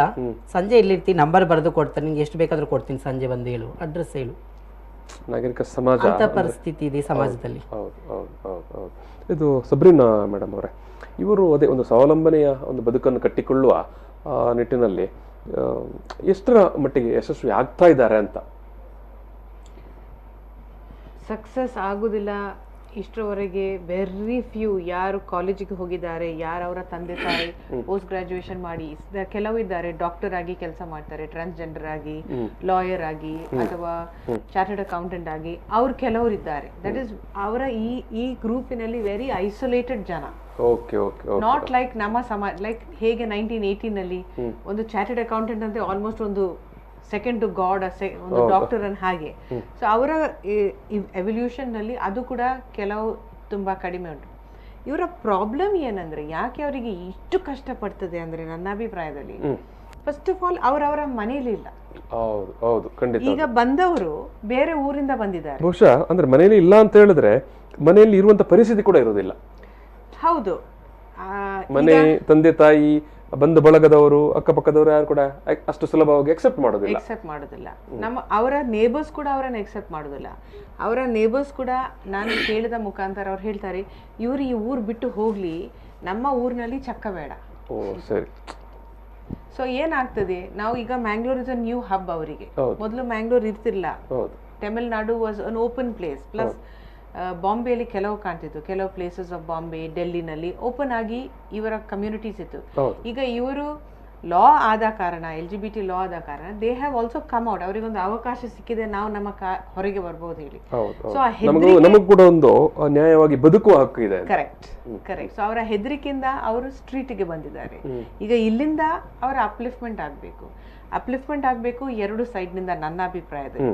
ಒಂದು for example government and society, ಇನ್ನೊಂದು ಅವ್ರದೇ ಇದರಿಂದ ಸ್ವಂತ ನಿರ್ಧಾರಗಳಿಂದ. ಹೌದು, ಕೆಲವರು ಈಗ ಓಪನ್ಲಿ ಹೇಳಿದ್ದಾರೆ, we are sex workers, but ನಮ್ಗೆ ಸೆಕ್ಸ್ ವರ್ಕ್ ಮಾಡ್ಲಿಕ್ಕೆ ಇಷ್ಟ ಇಲ್ಲ. ಬಟ್ ಅವರು ಸೆಕ್ಸ್ ವರ್ಕ್ಸ್ ಮಾಡುದಿಲ್ಲದಿದ್ರೆ ಎಲ್ಲಿ ನಿಲ್ಲೋದು ಅವರು? ಹೌದು ಹೌದು ಹೌದು. ದಿನದ ಹೊಟ್ಟೆಪಾಡಿನ ಕಥೆ ಏನು ಅಂತ, ಯಾರು ಕೊಡ್ತಾರೆ, ಯಾರು ಸಾಕ್ತಾರೆ, ಯಾರು ಮನೆ ಬಾಡಿಗೆ ಕೊಡ್ತಾರೆ. ಕರೆಕ್ಟ್. ಮತ್ತೆ ಇವರು ಹೆಣ್ಣಾಗಿ ಇದ್ದಾರೆ, in a way from the sexual point of view ಇವರು ಹೆಣ್ಣಾಗಿ ಇದ್ದಾರೆ. So they need the protection that any girl child will also need. It is such a delicate balance. So ಅವರಿಗೆ ಒಂದು ಕ್ಲೀನ್ ಮನೆ ಬೇಕು, ಸೇಫ್ಟಿ ಬೇಕು, ಟಾಯ್ಲೆಟ್ ಬೇಕು, electricity ಬೇಕು. ಇನ್ನೊಂದು ಏನಂದ್ರೆ ಅವರ ಸೈಕಾಲಜಿ ಮುಖಾಂತರ ಅವರೊಂದು ಎಕ್ಸಾಜರೇಟೆಡ್ ಡ್ರೆಸ್ಸಿಂಗ್ ಮಾಡ್ತಾರೆ. ಬಿಕಾಸ್ ಒಳಗೆ ಅವರಿಗೊಂದು ಭಯ ಉಂಟು, I be accepted this way, I don't want the form I am born in, now I feel something else. So ಹಾಗೆ ಹೇಳುವಾಗ ಅವರಿಗೆ ಖರ್ಚು ಕೆಲವು ಉಂಟು. ಇನ್ನೊಂದು ಏನಂದ್ರೆ ಅವರ ಹೆಲ್ತಿಗೆ ತುಂಬಾ ಎಫೆಕ್ಟ್ ಆಗ್ತದೆ. ಈಗ ಮಂಗಳೂರು ಅಲ್ಲಿ ಈಗ ಇವರ ಸಮುದಾಯ ಅವರು ಹೇಳಿದಾಗ ಒಂದಷ್ಟು ಈಗ ಮಂದಿ ಇದ್ದಾರೆ. ಅವರು ಈಗ ಯಾವ ವೈದ್ಯರನ್ನು ಭೇಟಿ ಮಾಡ್ತಾರೆ, ಯಾರು ಅವರಿಗೆ ಒಂಥರ ಕನ್ಸರ್ನ್ ತೋರುವಂತ ವೈದ್ಯರುಗಳು ಯಾರಿದ್ದಾರೆ ಮಂಗಳೂರು? ಇದ್ದಾರೆ, ಇಲ್ಲ ಅಂತ ಹೇಳಲಿಕ್ಕೆ ಆಗುದಿಲ್ಲ, but it is not sufficient. ನೀವು ಯಾರು ನಿಮ್ಗೆ ಸ್ವಲ್ಪ ತುಂಬಾ ಹತ್ತಿರದಲ್ಲಿರೋ ವೈದ್ಯರು ಅಥವಾ ಆಸ್ಪತ್ರೆ? ನಾನು ಆಕ್ಚುಲಿ ಹೋಗೋದೇನಿಲ್ಲ, ನಂಗೆ ಬರೋದು ಬೇಡ ಅಂತ ಹೇಳ್ಕೊಳ್ತೀನಿ. ಬಟ್ ಲಾಸ್ಟ್ ಟೈಮ್ ನಾವು ಟೆಸ್ಟಿಂಗ್ ಅಂತ ಹೋದಾಗ ವೆಲ್ಲಂಕೊಲ್ಲಿ ನಮ್ ಟೆಸ್ಟೇ ಮಾಡ್ಲಿಲ್ಲ, ಹೀಗೆ ಹಗ್ಗ ಕಟ್ತಾ ಇದ್ರು ನಮ್ಗೆ. ಇದು ಸಂಧ್ಯಾ ಅವರೇ? ಸರ್, ನಾವು ಕಾನ ಕಡೆ ಇರೋದು ಸುರತ್ಕಲ್ಲು. ಅಲ್ಲಿ ಮಾತ್ರ ಮಿಸ್ಕಿತ್ ಹಾಸ್ಪಿಟ್ಲ್, ಆ ಮಿಸ್ಕಿತ್ನವ್ರು ಮಾತ್ರ ತುಂಬಾ ನಮಗೆ ರೆಸ್ಪೆಕ್ಟ್ ಕೊಟ್ಟು, ನೀವು ಸಹ ಮನುಷ್ಯರೆಲ್ಲ ಏನೇ ಆಗಲಿ ಬಂದು ನನ್ನ ಹತ್ರ ಇದು ಮಾಡಿ, ಎಷ್ಟೇ ಜನ ಇದ್ರು ಕೂಡ ಸರ್ ಫಸ್ಟ್ ನಮ್ಮನ್ನು ಒಳಗಡೆ ಕರೀತಾರೆ, ಬನ್ನಿ ಒಳಗಡೆ ಬನ್ನಿ ಅಮ್ಮ ಅಂತೇಳಿ ತುಂಬಾ ಮರ್ಯಾದೆ ಕೊಟ್ಟು. ಮತ್ತೆ ಅಷ್ಟೇ ಏನಾದ್ರು ನಮ್ದು ಫಂಕ್ಷನ್ ಏನಾದ್ರು ಆದ್ರೆ ಕೂಡ ಅವರೇ ಹಾಲು ಕೊಡ್ತಾರೆ ಸರ್, ಕಮ್ಮಿ ಅಮೌಂಟಿಗೆ. ತುಂಬಾ ಹೆಲ್ಪ್ ಮಾಡ್ತಾ ಇದ್ದಾರೆ ಸರ್. ಮತ್ತೆ ಡಾಕ್ಟರ್ ಮಿಸ್ಕಿತ್ ಅಂಡ್ ಅವರ ಹೆಂಡತಿ ಮಿಸಸ್ ರಚನಾ ಮಿಸ್ಕಿತ್, ಅವರಿಬ್ಬರು doctor. Doctor mister Miskit is allopathy doctor and doctor Rachana is from Ayurveda. And they also have a cow farm. ಅವ್ರ ಹತ್ರ ಒಂದು ದನದು ಫ್ಯಾಂಟಾಸ್ಟಿಕ್ ಫಾರ್ಮ್ ಇದೆ ಅಲ್ಲಿ ಕಾನಾದಲ್ಲಿ. ನಾನ್ ನೋಡಿದ ಮುಖಾಂತರ, ನಾನು ಹೋದದ ಅವ್ರ ಹತ್ರ ದನ ವಿಷಯ ನೋಡ್ಲಿಕ್ಕೆ, ಬಟ್ ಇವರಿಗೆ ಕೊಟ್ಟ ರೆಸ್ಪೆಕ್ಟ್ ನೋಡಿ ನನಗೆ ಅವರ ಮೇಲೆ ಪ್ರೀತಿಯಾಗಿ ಈಗ ನಾವು ಫ್ರೆಂಡ್ಸ್ ಆಗಿದ್ದೇವೆ. ಸರ್, ಈಗ ಸಂಜನಾ ಮತ್ತು ಸಂಧ್ಯಾ ಅವರೇ, ನೀವು ಹೇಳಿದಾಗೆ ಸಾಕಷ್ಟು ಸಮಸ್ಯೆಗಳು ಮತ್ತು ಈ ಭಿಕ್ಷಾಟನೆ ಇದೆಲ್ಲ ದಿನನಿತ್ಯದ ಹೊಟ್ಟೆಪಾಡಿಗೆ. ಈ ಕೊರೋನಾ ಬಂದ ನಂತರ ಇಡೀ ಒಂದು ವ್ಯವಸ್ಥೆ ಒಮ್ಮೆ ಎರಡು ತಿಂಗಳು ಲಾಕ್ಡೌನ್ ಆಯಿತು. ಮತ್ತು ಆನಂತರ ಕೂಡ ಈಗ ಸಮಾಜ ಅಥವಾ ನಮ್ಮ ವ್ಯವಹಾರಗಳು ಒಂದು ನಿಧಾನಕ್ಕೆ ತೆರೆದುಕೊಳ್ತಾ ಹಂತದಲ್ಲಿದ್ದಾವೆ. ಈಗ ಒಂದಷ್ಟು ಸಮುದಾಯ ಅಥವಾ ಗುಂಪುಗಳಿಗೆ ಅಥವಾ ವರ್ಗಗಳಿಗೆ ಸರ್ಕಾರ ಒಂದು ಸಣ್ಣ ನೆರವನ್ನು ಕೂಡ ಕೊಟ್ಟಿತ್ತು. ನಿಮಗೆ ಯಾರಾದರೂ ನೆರವು ಕೊಟ್ರಾ, ಕೇಳಿದ್ರಾ? ನಮ್ಗೆ ಯಾವ ಸರ್ಕಾರ ನೆರವೇ ಕೊಡ್ಲಿಲ್ಲ, ಯಾರು ಕೊಡ್ಲಿಲ್ಲ. ನಮ್ಮ ವಾಲೆಟ್ ಬೇರೆಯವರು ಡಾಕ್ಟರ್ ಅಂತ ಹೇಳಿ ಅವ್ರ ಕಡೆಯಿಂದ ನಮಗೆ ಕಿಟ್ ತಕ್ಕೊಟ್ರು. ಲಾಸ್ಟ್ ಆಗಿ ರೀಸೆಂಟ್ ಆಗಿ ಹತ್ತತ್ರ ಒಂದು 10 ಕಿಟ್ ಬಂತು. ಎಲ್ಲ ವೈಯಕ್ತಿಕವಾಗಿ ಕೊಟ್ಟವರು ಸರ್ಕಾರದ ಕಡೆಯಿಂದ ಅಂತ. ರೀಸೆಂಟ್ ಆಗಿ ನಿನ್ನೆ ಕೂಡ ನಮ್ಗೆ ಕಿಟ್ ಕೊಟ್ಟಿದ್ದಾರೆ. ನಿನ್ನೆ ಕೂಡ ನಮ್ಗೆ ಕಿಟ್ ಕೊಟ್ಟಿದ್ದಾರೆ ಡಾಕ್ಟರ್ಸ್ನವರು. ಸರ್ಕಾರದಿಂದ ನಮ್ಗೆ ಏನು ಬಂದಿಲ್ಲ. ಸರ್ಕಾರದಿಂದ ಒಂದ್ ಬಂತು, ಒಬ್ರು ಕೊಡ್ಲಿಕ್ಕಂತ ಬಂದ್ರು. ಅಲ್ಲಿ ನನ್ನ ಮನೆಗೆ ಎಂಟ್ರಿ ಆದಾಗ ಅಲ್ಲಿ ನನ್ನ ಕಾಮದೃಷ್ಟಿ ನೋಡಿದ್ರು. ಯಾರಂತ ಹೇಳಲ್ಲ, ಬಟ್ ಅವ್ರು ನನ್ನ ಅಲ್ಲಿ ಕಾಮದೃಷ್ಟಿ, ನಾವು ಕೊರೋನಾ ಎಫೆಕ್ಟ್ ಆದ್ರಿಂದ ನಂಗೆ ಹೊಟ್ಟೆಗೆ ಊಟ ಇಲ್ಲ, ಎಂತ ಇಲ್ಲ, ಬಾಡಿಗೆ ಬೇರೆ ಕಟ್ಟಬೇಕು. ಈಗ ಸರ್ಕಾರದ ಹೇಳ್ತು 1 ತಿಂಗಳು ಬಾಡಿಗೆ ಕಟ್ಟಂತಿಲ್ಲ ಅಂತ ಹೇಳಿದ್ರು. ಓನರ್ ನಮ್ಗೆ ಕೇಳಲಿಲ್ಲ, ಬಾಡಿಗೆ ಕಟ್ಟಲೇಬೇಕಂತ ಹೇಳಿದ್ರು. ಸೊ ಆವಾಗ ಆ ಟೈಮಲ್ಲಿ ನಮ್ಮನ್ನ ಕಾಮದೃಷ್ಟಿ ನೋಡಿದ್ದಾರೆ. ಹೌದು ಹೌದು ಹೌದು. ಮತ್ತೆ ಸರ್ಕಾರದಿಂದಂತೂ ಏನು ನಮಗೆ ಹೆಲ್ಪ್ ಮಾಡಲಿಲ್ಲ ಸರ್. ಮತ್ತೆ ವೈಲೆಟ್ ಮೇಡಮ್ ಅವ್ರು ಇದ್ದಾರಲ್ಲ, ಇವತ್ತು ತನಕ ಕಿಟ್ ಕೊಡ್ತಾ ಇದ್ದಾರೆ ಪಾಪ. ಗ್ರೂಪಲ್ಲೆಲ್ಲ ನಿಮ್ ಅಡ್ರೆಸ್ ಕಳಿಸಿ, ಎಷ್ಟು ಮಂದಿ ಇದ್ದೀರಾ ಮಂಗಳೂರಲ್ಲಿ ಈಗ ಸದ್ಯಕ್ಕೆ, ಅವ್ರದ್ದೆಲ್ಲ ಲಿಸ್ಟ್ ಕಳಿಸಿ, ಮತ್ತೆ ಅಂದ್ರೆ ಈ ಬೇರೆ ಬೇರೆ ಡೋನರ್ಸ್ ಇಂದ ಕಲೆಕ್ಟ್ ಮಾಡಿ. ಹೌದು ಸರ್, ಕಲೆಕ್ಟ್ ಎಲ್ಲ ಮಾಡಿ ನಮ್ಮ ಟ್ರಸ್ಟ್ಗೆ, ನಮ್ಮ ಟ್ರಸ್ಟ್ ಅಲ್ಲಿ ಎಷ್ಟು ಮಂದಿ ಇದ್ದಾರೆ ಅವ್ರು ಎಲ್ರಿಗೂ ಹೆಸರು ಕಳಿಸಿ ಅಂತೇಳಿ ಪ್ರತಿಯೊಬ್ಬರಿಗೆ ಒಂದು ತಾಯಿ ಹೇಗೆ ಜೋಪಾನವಾಗಿ ಮಕ್ಕಳಿಗೆ ಇದು ಮಾಡ್ತಾರೋ ಆರೈಕೆ, ಆ ತರ ನಮ್ಮ ಮೇಡಮ್ ಕೂಡ ತುಂಬಾ ನಮ್ಗೆ ಹೆಲ್ಪ್ ಮಾಡಿ ನಮ್ಗೆ ಕಿಟ್ಗಳೆಲ್ಲ ವ್ಯವಸ್ಥೆ ಮಾಡಿಕೊಟ್ಟಿದ್ದಾರೆ. ಈಗ ಈಗ ಓಕೆ, ನಾಟ್ ಓನ್ಲಿ ಕ್ವಿಟ್ ಏನ್ ಕೊಟ್ಟಿದ್ದಾರೆ ವೈಲೆಟ್ ಮ್ಯಾಮ್, ಊಟ ಸಮೇತ ಪದಾರ್ಥ ಪ್ರಿಪರೇಷನ್, ಫುಡ್ ಪ್ರಿಪರೇಷನ್ ಮಾಡಿ ಅಲ್ಲಿಗೆ ಮುಟ್ಟಿಸಿದ್ದಾರೆ. ಒಂದ್ 2-3 ತಿಂಗಳು ಕಂಟಿನ್ಯೂ ಕೊಟ್ಟಿದ್ದಾರೆ. ಪ್ರಿಯಾ ಅಂತ ಒಬ್ಳಿದ್ಲು ಸರ್, ಅವ್ರಿಗೆ ಮಾತ್ರ ಡೈಲಿ ಊಟ ಸಹ ಕಳಿಸಿದ್ದಾರೆ ಮೇಡಮ್. ಕರೆಕ್ಟ್ ಆಗಿ ಟೈಮ್ ಟು ಟೈಮ್ ಬ್ರೇಕ್ಫಾಸ್ಟ್, ಊಟ ತಣ್ಣೀರ್ ಬಾವಿಲಿ ಇರೋರಿಗೆ ಟೈಮ್ ಟು ಟೈಮ್ ಹೋಗ್ತಿತ್ತು. ಬಟ್ ನಾನು ಇಲ್ಲಿ ಸಿಟಿಲಿ ಒಬ್ಳೆ ಆಗ್ಬಿಟ್ಟೆ, ನನ್ಗೆ ಬೇರೆಯವ್ರ ಮನೇಲಿ ಇಟ್ಕೊಂಡಿದ್ರು, ನನ್ಗೆ ಅವ್ರು ನೋಡ್ಕೊಳ್ತಾ ಇದ್ರು ನನ್ಗೆ. ಬಟ್ ಅವ್ರಿಗೆ ಟೈಮ್ ಟು ಟೈಮ್ ಹೋಗ್ತಾ ಇತ್ತು. ಬಟ್ ಯಾವ ಸರ್ಕಾರ ಏನಾಯ್ತು ಎತ್ತಂತ ಕೇಳಿಲ್ಲ. ಅವ್ರು ಕೊಡುವಾಗ ಬರೀ ಸೆಲ್ಫಿ ಬೇಕಿತ್ತು ಅವ್ರಿಗೆ, ನಾವ್ ಈ ತರ ಮಾಡಿದ್ದೇವೆ, ನಮ್ಗೆ ಬೇಡ ಅಂತ ಹೇಳಿದ್ದು. ನಮ್ಗೆ ಬೇಡ ಹಿಂಗೆ ಉಪವಾಸವನ್ನ ಸಾಯ್ತೀವಿ, ಆದ್ರೆ ನಮ್ಗೆ ವೈಲೆಟ್ ಮಾಡೋ ನಾವು ಉಪವಾಸ ಇರ್ಲಿಕ್ಕೆ ಕೊಡ್ಲಿಲ್ಲ ನಮ್ಗೆ. ಅವ್ರು ಎಲ್ಲಿಂದ ಅರೇಂಜ್ ಮಾಡಿ ಬೇರೆ ಬೇರೆ ಈಗ ಲಾಕ್ಡೌನ್ ಟೈಮಲ್ಲಿ ಈ ಊರಿನಲ್ಲಿ ಎಲ್ಲರೂ ಬಂದು ಕಿಟ್ಗಳನ್ನ ಮನೆ ಮನೆಗೆಲ್ಲ ಹಂಚ್ತಾ ಇದ್ರಲ್ಲ. ನಿಮ್ಮ ಸಮುದಾಯದವರ ಮನೆಗೆ ನೀವೆಲ್ಲೂ ಬಾಡಿಗೆಯಲ್ಲೆಲ್ಲ ಇರ್ತೀರಿ, ನಿಮ್ಮನ್ನು ಯಾರು ಹುಡುಕಿಕೊಂಡು ಬಂದು ನಮ್ಮ ತನಕ ಯಾರು ಬರ್ಲಿಲ್ಲ, ಬರೋದು ಕೂಡ ಇಲ್ಲ. ಅವ್ರ ಮನೆಗೆ ಬೇಡ ನಾನ್ ಬರೋದಿಲ್ಲ, ನೀನ್ ಹೋಗ್ಬೇಕಾದ್ರಿ ಆ ತರ ಹೇಳ್ತಾರೆ. ನಾನು ಆಕ್ಚುಲಿ ನಂಗೆ ಭಯ ಆಗಿದ ತಕ್ಷಣ ನೆಕ್ಸ್ಟ್ ನೈಟ್ ಹೋಗ್ಬಿಟ್ಟೆ. ನಾನು ಡ್ರಾಮಾ ಕಲಿತಿದ್ದೆ ನಯನ ಅಂತ ಅವ್ರು ನನ್ನನ್ನ ಸತತವಾಗಿ 3 ತಿಂಗಳು ನೋಡ್ಕೊಂಡಿದ್ದಾರೆ. ತನ್ನ ಮಕ್ಕಳು ಯಾವ ತರ ನೋಡ್ಕೊಳ್ತಾರೆ ಆ ತರ ನಂಗೆ ಡೈಲಿ ಬ್ರೇಕ್ಫಾಸ್ಟ್, ಊಟ ಎಲ್ಲ ಪ್ರತಿಯೊಂದು ನೋಡಿದ್ದಾರೆ. ನಂಗೆ ಲಾಕ್ಡೌನ್ ಹೇಗೋಯ್ತು ಅಂತ ನನ್ಗೆ ಗೊತ್ತಾಗ್ಲಿಲ್ಲ. ಅಷ್ಟು ಪ್ರೀತಿ ಕೊಡ್ತಾರೆ. ಎಸ್ಪೆಷಲಿ ಮಂಗಳೂರು ಜನರು ತುಂಬಾ ಮುಗ್ಧರು, ತುಂಬಾ ಪ್ರೀತಿ ಕೊಡ್ತಾರೆ. ನನ್ನ ಊರಲ್ಲಿ ಸ್ವಂತ ನನ್ನ ಮನೆಯವರೇ ನನ್ನ ಹತ್ರ ಹಣ ಇರುವಾಗೆಲ್ಲ ಅವ್ರಿಗೆ ಹೋಗಿ ನಾನು ಹಂಚಿದೆ. ಲಾಕ್ಡೌನ್ ಟೈಮಲ್ಲಿ 3 ತಿಂಗಳು ನನ್ನ ಮನೇಲಿ ಕುತ್ಕೊಂಡಿದ್ದೆ, ಯಾರು ಒಬ್ರು ಒಂದು ಹೆಲ್ಪ್ ಮಾಡಲಿಲ್ಲ. ನನ್ನ ಮನೆಯವರೇ ಮಂಗಳೂರಿಂದ ಪರಿಚಯದವರು ಒಂದು ಇಬ್ಬರು ಹೆಸರು ಹೇಳಲ್ಲ ಸರ್ ನನಗೆ, ತುಂಬ ಅವರನ್ನು ಯಾವತ್ತೂ ಅವ್ರಿಗೆ ಚಿರಋಣಿ ಆಗಿರುತ್ತೆ. ನಾನು 5,000 ಒಂದು ಸರ್ತಿ, 3,000 ಒಂದು ಸಾರಿ ಹೆಲ್ಪ್ ಮಾಡಿ ಹಾಕಿದ್ದಾರೆ. ದೇವ್ರೆ ಅವರು ಚೆನ್ನಾಗಿಟ್ಟಿರಲಿ. ಯಾವತ್ತು ನಮ್ಮಂಥವ್ರಿಗೊಂದು ಹೆಲ್ಪ್ ಮಾಡಿದಾರಲ್ಲ ಯಾವತ್ತು. ಈಗ ನೀವು ಸ್ವಲ್ಪ ಏನು ಈ ರೀತಿ ನಿಮ್ಮ ಸಂಘಟನೆ ಮೂಲಕ ಪರಿಚಯ ಅಥವಾ ನಿಮಗೆ ಒಂದಷ್ಟು ಓಡಾಟ ನಡೆಸಿ ಗೊತ್ತಿರ್ತದೆ. ಬಟ್ ನಿಮ್ಮ ಸಮುದಾಯದಲ್ಲಿ ಇನ್ನೂ ಏನು ಸಾರ್ವಜನಿಕರ ಅಥವಾ ಸರ್ಕಾರಿ ಇಲಾಖೆಗಳ ಅಥವಾ ಮೇಡಮ್ನಂತವರ ಪರಿಚಯದ ಇಲ್ಲದವರು ಒಂದಷ್ಟು ಜನ ಇರ್ತಾರೆ ಈಗ ನಿಮ್ಮ ಸುತ್ತಮುತ್ತಲೇ. ನೀವು ಹೇಳಿದಾಗೆ ನಿಮಗೇನೋ ಯಾರೋ ಸಹಾಯ ಮಾಡಿದ್ರು, ಸಣ್ಣದಾದ್ರೂ ಸಹಾಯ ಮಾಡಿದ್ರು, ಅಂಥವ್ರದ್ದು ಬದುಕು ಹೇಗಿತ್ತು? ತುಂಬಾ ಹೀನವಾಗಿತ್ತು ಸರ್. ಯಾಕಂದ್ರೆ ನಮ್ಮ ಮನೆ ಪಕ್ಕದಲ್ಲಿ ಹಿಂದಿಯವರಿದ್ರು, ಫ್ಯಾಮಿಲಿ ಅವರು, 2 ಮಕ್ಕಳು ಕೂಗಿದ್ದಾರೆ ಸರ್ ಅವ್ರು ಪಾಪ. ನಾವು ಊರಲ್ಲಿ ಕುತ್ಕೊಂಡಿದ್ವಿ, ನಮಗೂ ಹೆಲ್ಪ್ ಮಾಡ್ಲಿಕ್ಕೆ ನಮ್ಗೇನೆ ಗತಿ ಇಲ್ಲ ಆ ಟೈಮಲ್ಲಿ. ಆ ಲಾಕ್ಡೌನ್ ಟೈಮ್ ನಾವು ಹೇಗೆ ಹೆಲ್ಪ್ ನಾವು ಏನಾದ್ರೂ ಇಲ್ಲಿದ್ದಿದ್ರೆ ನಮ್ಮ ಟ್ರಸ್ಟ್ ಕಡೆಯಿಂದನೋ ಇಲ್ಲಾಂದ್ರೆ ನಾವೆಲ್ಲ ಸೇರಿ ಒಂದು 200 ಹಾಕಿ ಬೇಕಾದ್ರೆ ನಾವು ಹೆಲ್ಪ್ ಮಾಡ್ಬೋದಿತ್ತು ಸರ್. ಆದರೆ ಆ ಅವಕಾಶ ನಮ್ಗೆ ಸಹ ಸಿಗ್ಲಿಲ್ಲ. ತುಂಬಾ ಬೇಜಾರಾಯ್ತು. ನಾವೇ ಕೊಡೋ ಪರಿಸ್ಥಿತಿ ಇಲ್ಲ ಆದ್ರೂ ಕೂಡ ನಮಗೆ ದೇವರೊಂದು ಮನಸ್ಸು ಕೊಟ್ಟಿದೆ, ನಾವು ಕೊಡಬೇಕು, ಹೆಲ್ಪ್ ಮಾಡಬೇಕಿತ್ತು ಅಂತೇಳಿ ತುಂಬಾ ಬೇಜಾರಾಗಿದೆ ಸರ್. ಈಗ ಇವತ್ತಿನ ಸನ್ನಿವೇಶದಲ್ಲಿ ಈಗ ನೀವು ಈ ಒಂದು ಕಷ್ಟಗಳನ್ನು ಹೇಳಿಕೊಂಡು ಸರ್ಕಾರದ ಬೇರೆ ಬೇರೆ ಇಲಾಖೆ ಇರಬಹುದು, ಜಿಲ್ಲಾಡಳಿತ ಇರಬಹುದು, ಅವರನ್ನು ನೀವು ಭೇಟಿ ಮಾಡ್ಲಿಲ್ವಾ? ನಮಗೇನಾದ್ರೂ ನೆರವು ಕೊಡಿ, ಸರ್ಕಾರದಿಂದ ನೆರವಾದ್ರೂ ತೆಗೆಸಿಕೊಡಿ. ಇಲ್ಲ ಸರ್, ನಾವು ಕೇಳ್ಬೋದು, ಅವ್ರು ನಮ್ಗೆ ಕೇಳ್ಬೇಕಿತ್ತು. ಈಗ ನೋಡಿ ನಾರ್ಮಲ್ ಜನರಿಗೆ ಅದ್ ಕೊಟ್ವಿ ಇದು ಕೊಟ್ವಿ ಅಂತ ಪ್ರತಿಯೊಂದು ಸ್ಟೇಟಸ್ ಆಗಿದ್ದು ಪೇಪರ್ಗಳೆಲ್ಲ ಬರ್ತಿತ್ತು. ಮಂಗಳಮುಖಿರು ಅವ್ರು ಕಣ್ಣಿಗೆ ಕಾಣಲಿಲ್ಲ, ಬಟ್ ಓಟಿನ ಟೈಮಲ್ಲಿ ಮಂಗಳಮುಖಿರು ಕಾಣಿಸ್ತಾ ಇದ್ರು. ಓಟ್ ಬಂದಾಗ ಇಲೆಕ್ಷನ್ ಟೈಮಲ್ಲಿ ನಿಮ್ಮನ್ನು ಹುಡುಕಿಕೊಂಡು ಬಂದಿದ್ರು. ಹೌದು, ಫೋನ್ ಮಾಡಿ ಹೇಳ್ತಾರೆ, ಎಲ್ಲಿ ಎಷ್ಟು ಮಂದಿ ಇದ್ದೀರಿ ಸಂಧ್ಯಾ ನೀವು, ನಿಮ್ದೆಲ್ಲ ಲಿಸ್ಟ್ ಕಳಿಸಿ, ಓಟ್ ಅದಕ್ಕೆ ಹಾಕ್ಬೇಕು ಇದಕ್ಕೆ ಹಾಕ್ಬೇಕು ನೋಡಿ ಅಂತೆಲ್ಲ ಅವಾಗ ಫೋನ್ ಬಿಡ. ಅವ್ರದ್ದೇ ಆದಂತೆ ನಮ್ಗೆ ಇದಕ್ಕೆ ಹಾಕ್ಬೇಕು, ನೀವು ನಿಮ್ಗೆ ಅದ್ ಮಾಡ್ಕೊಡ್ತೀವಿ ಇದ್ ಮಾಡ್ಕೊಡ್ತೀವಿ. ಅದಾದ ನಂತರ ಮತ್ತೆ ಕಾಮದೃಷ್ಟಿ ನಮ್ ಕರೆಯೋದು. ಮತ್ತೆ ನಾವು ರೋಡಲ್ಲಿ ಮಾತಾಡ್ಸುವಾಗ ಏನ್ ದೊಡ್ಡ ಜನರಾಗಿ ಬಿಲ್ಕೇರೆ ಮಾಡಲ್ಲ, ನಮ್ಮನ್ನ ಗ್ಲಾಸ್ ಏರಿಸ್ಕೊಂಡು ಹೋಗ್ತಾರೆ ಸರ್ ನಮ್ಮನ್ನ ನೋಡಿ. ಅವಾಗ ಅಂತ ಹೇಳ್ತಾರೆ ನಮ್ಗೆ. ಅವಾಗ ನಾನು ಅನ್ಕೊಂಡವಾಗ ನಮ್ಮ ಓಟ್ ಅವ್ರಿಗೆ ಇಂಪಾರ್ಟೆಂಟ್ ಆಯ್ತು, ಬಟ್ ನಾವ್ ಇಲೆಕ್ಷನ್ ದಿವಸಕ್ಕೆ ಹಿಡನಾಗಿ ಎಲ್ಲರೂ ಬರ್ತಿದ್ದು ಪಬ್ಲಿಸಿಟಿ ಮಾಡ್ತಾ ಇದ್ರು. ಅವ್ರು ನೋಡಿ ನಿಂತ್ಕೊಂಡು ನಾವು ಹಾಗೆ ಮಾಡಿದ್ವಿ ಹೀಗ್ ಮಾಡಿದ್ವಿ ಅಂತ. ಬಟ್ ನಮ್ಮ ಓಟ್ ಇಂಪಾರ್ಟೆಂಟ್ ಅವ್ರಿಗೆ, ಬಟ್ ನಾವ್ ಇಂಪಾರ್ಟೆಂಟ್ ಆಗ್ಲಿಲ್ಲ ಅವ್ರಿಗೆ.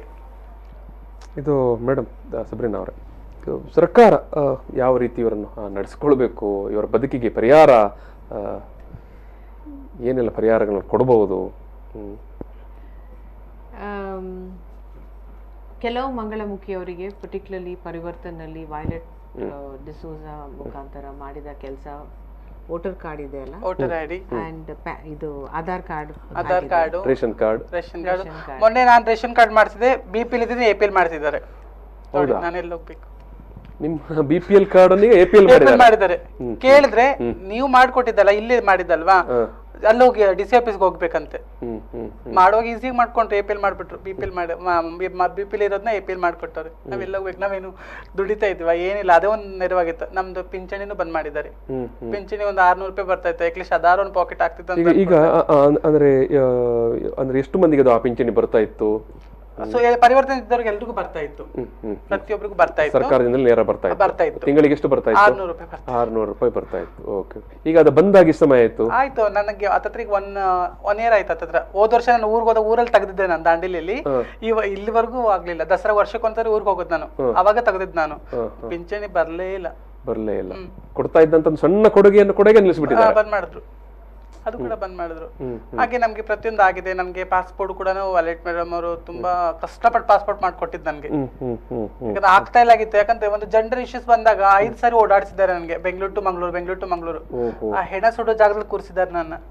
ಅಷ್ಟು ಕಷ್ಟಪಟ್ಟಿದ್ದು. ಮತ್ತೆ ಮೇಡಮ್ ಡೆಲ್ಲಿಲಿ ಫೋನ್ ಮಾಡಿ ಅಲ್ಲಿಂದ ಪಾಸ್ಪೋರ್ಟ್ ಎಲ್ಲ ಮಾಡ್ಕೊಟ್ರು. ಆಗಿದೆ, ಇಲ್ಲ ಅಂತಿಲ್ಲ. ಬಟ್ ನಾನ್ ಕೇಳ್ತಾ ಇರೋದು, ಸರ್ಕಾರದಲ್ಲಿ ನಮ್ ಕರ್ನಾಟಕದಲ್ಲಿ ಕನ್ನಡದವ್ರಿಗೆ ಕೆಲಸ ಇಲ್ಲ. ಎಸ್ಪೆಷಲಿ ಬೇರೆದವ್ರು ಬಂದವ್ರಿಗೆ ಉಂಟು. ಈಗ ಕಾರ್ಪೊರೇಷನ್ ಆಗಿರ್ಬಹುದು, ಅವರ ತಕ್ಕಂತ ಒಂದು ಕಸ ಗುಡಿಸೋ ಕೆಲಸ ಕೊಟ್ಟು ನಾವು ಮಾಡಕ್ ರೆಡಿ ಇದೀವಿ. ಎಸ್ ಇದು ತುಂಬಾ ಇಂಪಾರ್ಟೆಂಟ್. ಯಾಕಂತ ಹೇಳಿದ್ರೆ ನಾಗರಿಕ ಸಮಾಜ ಯಾವ್ದು ಹೇಳುದು, ಅವರಿಗೆ ಯಾಕೆ ಭಿಕ್ಷೆ ಬೇಡ್ತಾರೆ, ಅವರು ಕೆಲಸ ಮಾಡ್ಬೋದಲ್ಲ ಅಂತ. ಈಗ ಮೇಡಮ್ ನಿಮ್ಮ ಹತ್ರ ಕೇಳೋದು, ನಾಗರಿಕ ಸಮಾಜ ಅಷ್ಟು ಸುಲಭವಾಗಿ ಅವರಿಗೆಲ್ಲ ಕರೆದು ಕೆಲಸ ಕೊಡುತ್ತಾ? ಅಷ್ಟು ಸುಲಭದಲ್ಲಿ ಯಾರು ಕೊಡ್ಲಿಕ್ಕಿಲ್ಲ. ಕೊಡುವವರು ಕೂಡ ಈಗ ಓಪನ್ ಆದವರು ಯಾಕೆ ಕೊಡ್ತಾರೆ ಏನಂದ್ರೆ, ಮೋರ್ ಆಸ್ಪೆಕ್ಟ್ ಆಫ್ ಪಿಟಿ.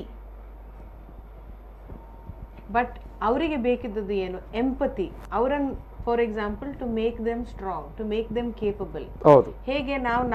ಹೇಗೆ ನಾವು ಒಂದು ಮಗು ಅಥವಾ ನೇಬರ್ ಮಗು ಅಥವಾ ಕೆಲಸದ ಮನೆ ಇದ್ದವರ ಮಗುಗೆ, ಆಯ್ತು ಮಗ ನೀನು 10ನೇ ಕ್ಲಾಸ್ ಕಲಿ, ಈ ಥರ ಪೋಖ್ರಿ ಆದರೆ ಇರಲಿ, ಈ ಥರ ಮುಂದೆ ಹೋಗಿ ಅಂತೇಳಿ ಆ ಎಂಪತಿ ಮತ್ತು ಸಪೋರ್ಟ್ ಕೊಡುವ ಕೆಪಾಸಿಟಿ ಸಮಾಜದಲ್ಲಿ ಓಪನ್ ಆಗಿ ಬರಲಿಲ್ಲ. ಇದೆ, ದೇರ್ ಆರ್ ಇಂಡಿವಿಜುವಲ್ಸ್ ಇದೆ. ಬಟ್ ತುಂಬಾ ಏನು ಈಸಿಯಾಗಿ ಹೇಳಿ ಬಿಡ್ತಾರೆ, ಅವರು ಕೆಲಸ ಮಾಡಬಹುದಲ್ಲ ಅಂತ. ಬಾಯಿಂದ ಹೇಳ್ತಾರೆ ಅಷ್ಟೇ, ಬಾಯಿಂದ ಹೇಳ್ಬಿಡ್ತಾರೆ. ನಾನು ಇದೇ ಕೇಳಿದೆ ಸ್ಟೇಷನ್ ಅಲ್ಲಿ, ನನ್ಗೆ ಸ್ವಲ್ಪ ಸಮಸ್ಯೆ ಆದಾಗ ನಿಮ್ ಇದ್ರಲ್ಲಿ ಕೊಡಿ, ನಮ್ಗೆ ಪೊಲೀಸ್ ಸ್ಟೇಷನ್ ಕಸ ಕೊಡೋ ಕೆಲಸ ಕೊಡಿ, ನೆಲ ಒರೆಸಿ ಕಸ ಕೊಡಿಸಿ ಅಚ್ಚುಕಟ್ಟಾಗಿ ಹೋಗ್ತೀವಿ, ನಮ್ಮ ಪಾರ್ಟ್ ನಾವು ಡ್ಯೂಟಿ ಮುಗಿಸ್ಕೊಂಡ್ ಬರ್ತೀವಿ, ಹೋಗಮ್ಮ. ನೋಡಿ, ಇಂಥ ಒಂದು ಮಾತನ್ನು ಸಂಜನಾ ಅವರು ಹೇಳ್ತಾ ಇದ್ದಾರೆ. ನಮಗೆ ಕನಿಷ್ಠ ಪಕ್ಷ ಏನು ಕಸ ಗುಡಿಸುವ ಕೆಲಸ ಕೊಟ್ಟಾದ್ರು, ಯಾವುದೇ ಅಂಗಡಿಯವರು, ಉದ್ದಿಮೆಯವರು, ಶಾಪ್ನವರು, ಫ್ಯಾಕ್ಟ್ರಿಯವರು ಕೊಟ್ಟರು ನಾವು ಅದನ್ನು ಮಾಡೋಕ್ಕೆ ತಯಾರಿದ್ದೇವೆ. ಆದರೆ ನಮ್ಮನ್ನು ಯಾರು ಕೊಡ್ತಾ ಇಲ್ಲ ಅಂತ. ನಾನು ಯಾಕೆ ಈ ಮಾತನ್ನು ಹೇಳ್ತೇನೆ ಅಂತ ಹೇಳಿದ್ರೆ, ತೀರಾ ಸುಲಭವಾಗಿ ಸರಳವಾಗಿ ಚೇಷ್ಟೆ ಮಾಡುವುದು, ಗೇಲಿ ಮಾಡುವ ಸಂದರ್ಭದಲ್ಲಿ ನಾವು ಗಮನಿಸಬೇಕಾದ ವಿಚಾರ ಇದು.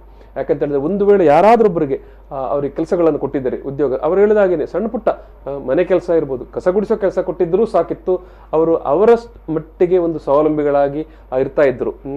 ಸಂಜೆ ಹೊತ್ತಿಗೆ ಭಿಕ್ಷೆ ಬೇಡುವ ಆ ವೃತ್ತಿಗೆ ಹೋಗುವ ಅವಶ್ಯಕತೆ ಇರ್ತಾ ಇರಲಿಲ್ಲ. ಅಫ್ಕೋರ್ಸ್ ನಾನು ಬಸವೇಶ್ವರ ಖಾನಾವಳಿಯಲ್ಲಿ ಕೆಲಸ ಮಾಡಿದೆ, KSRTC ಅಲ್ಲಿ.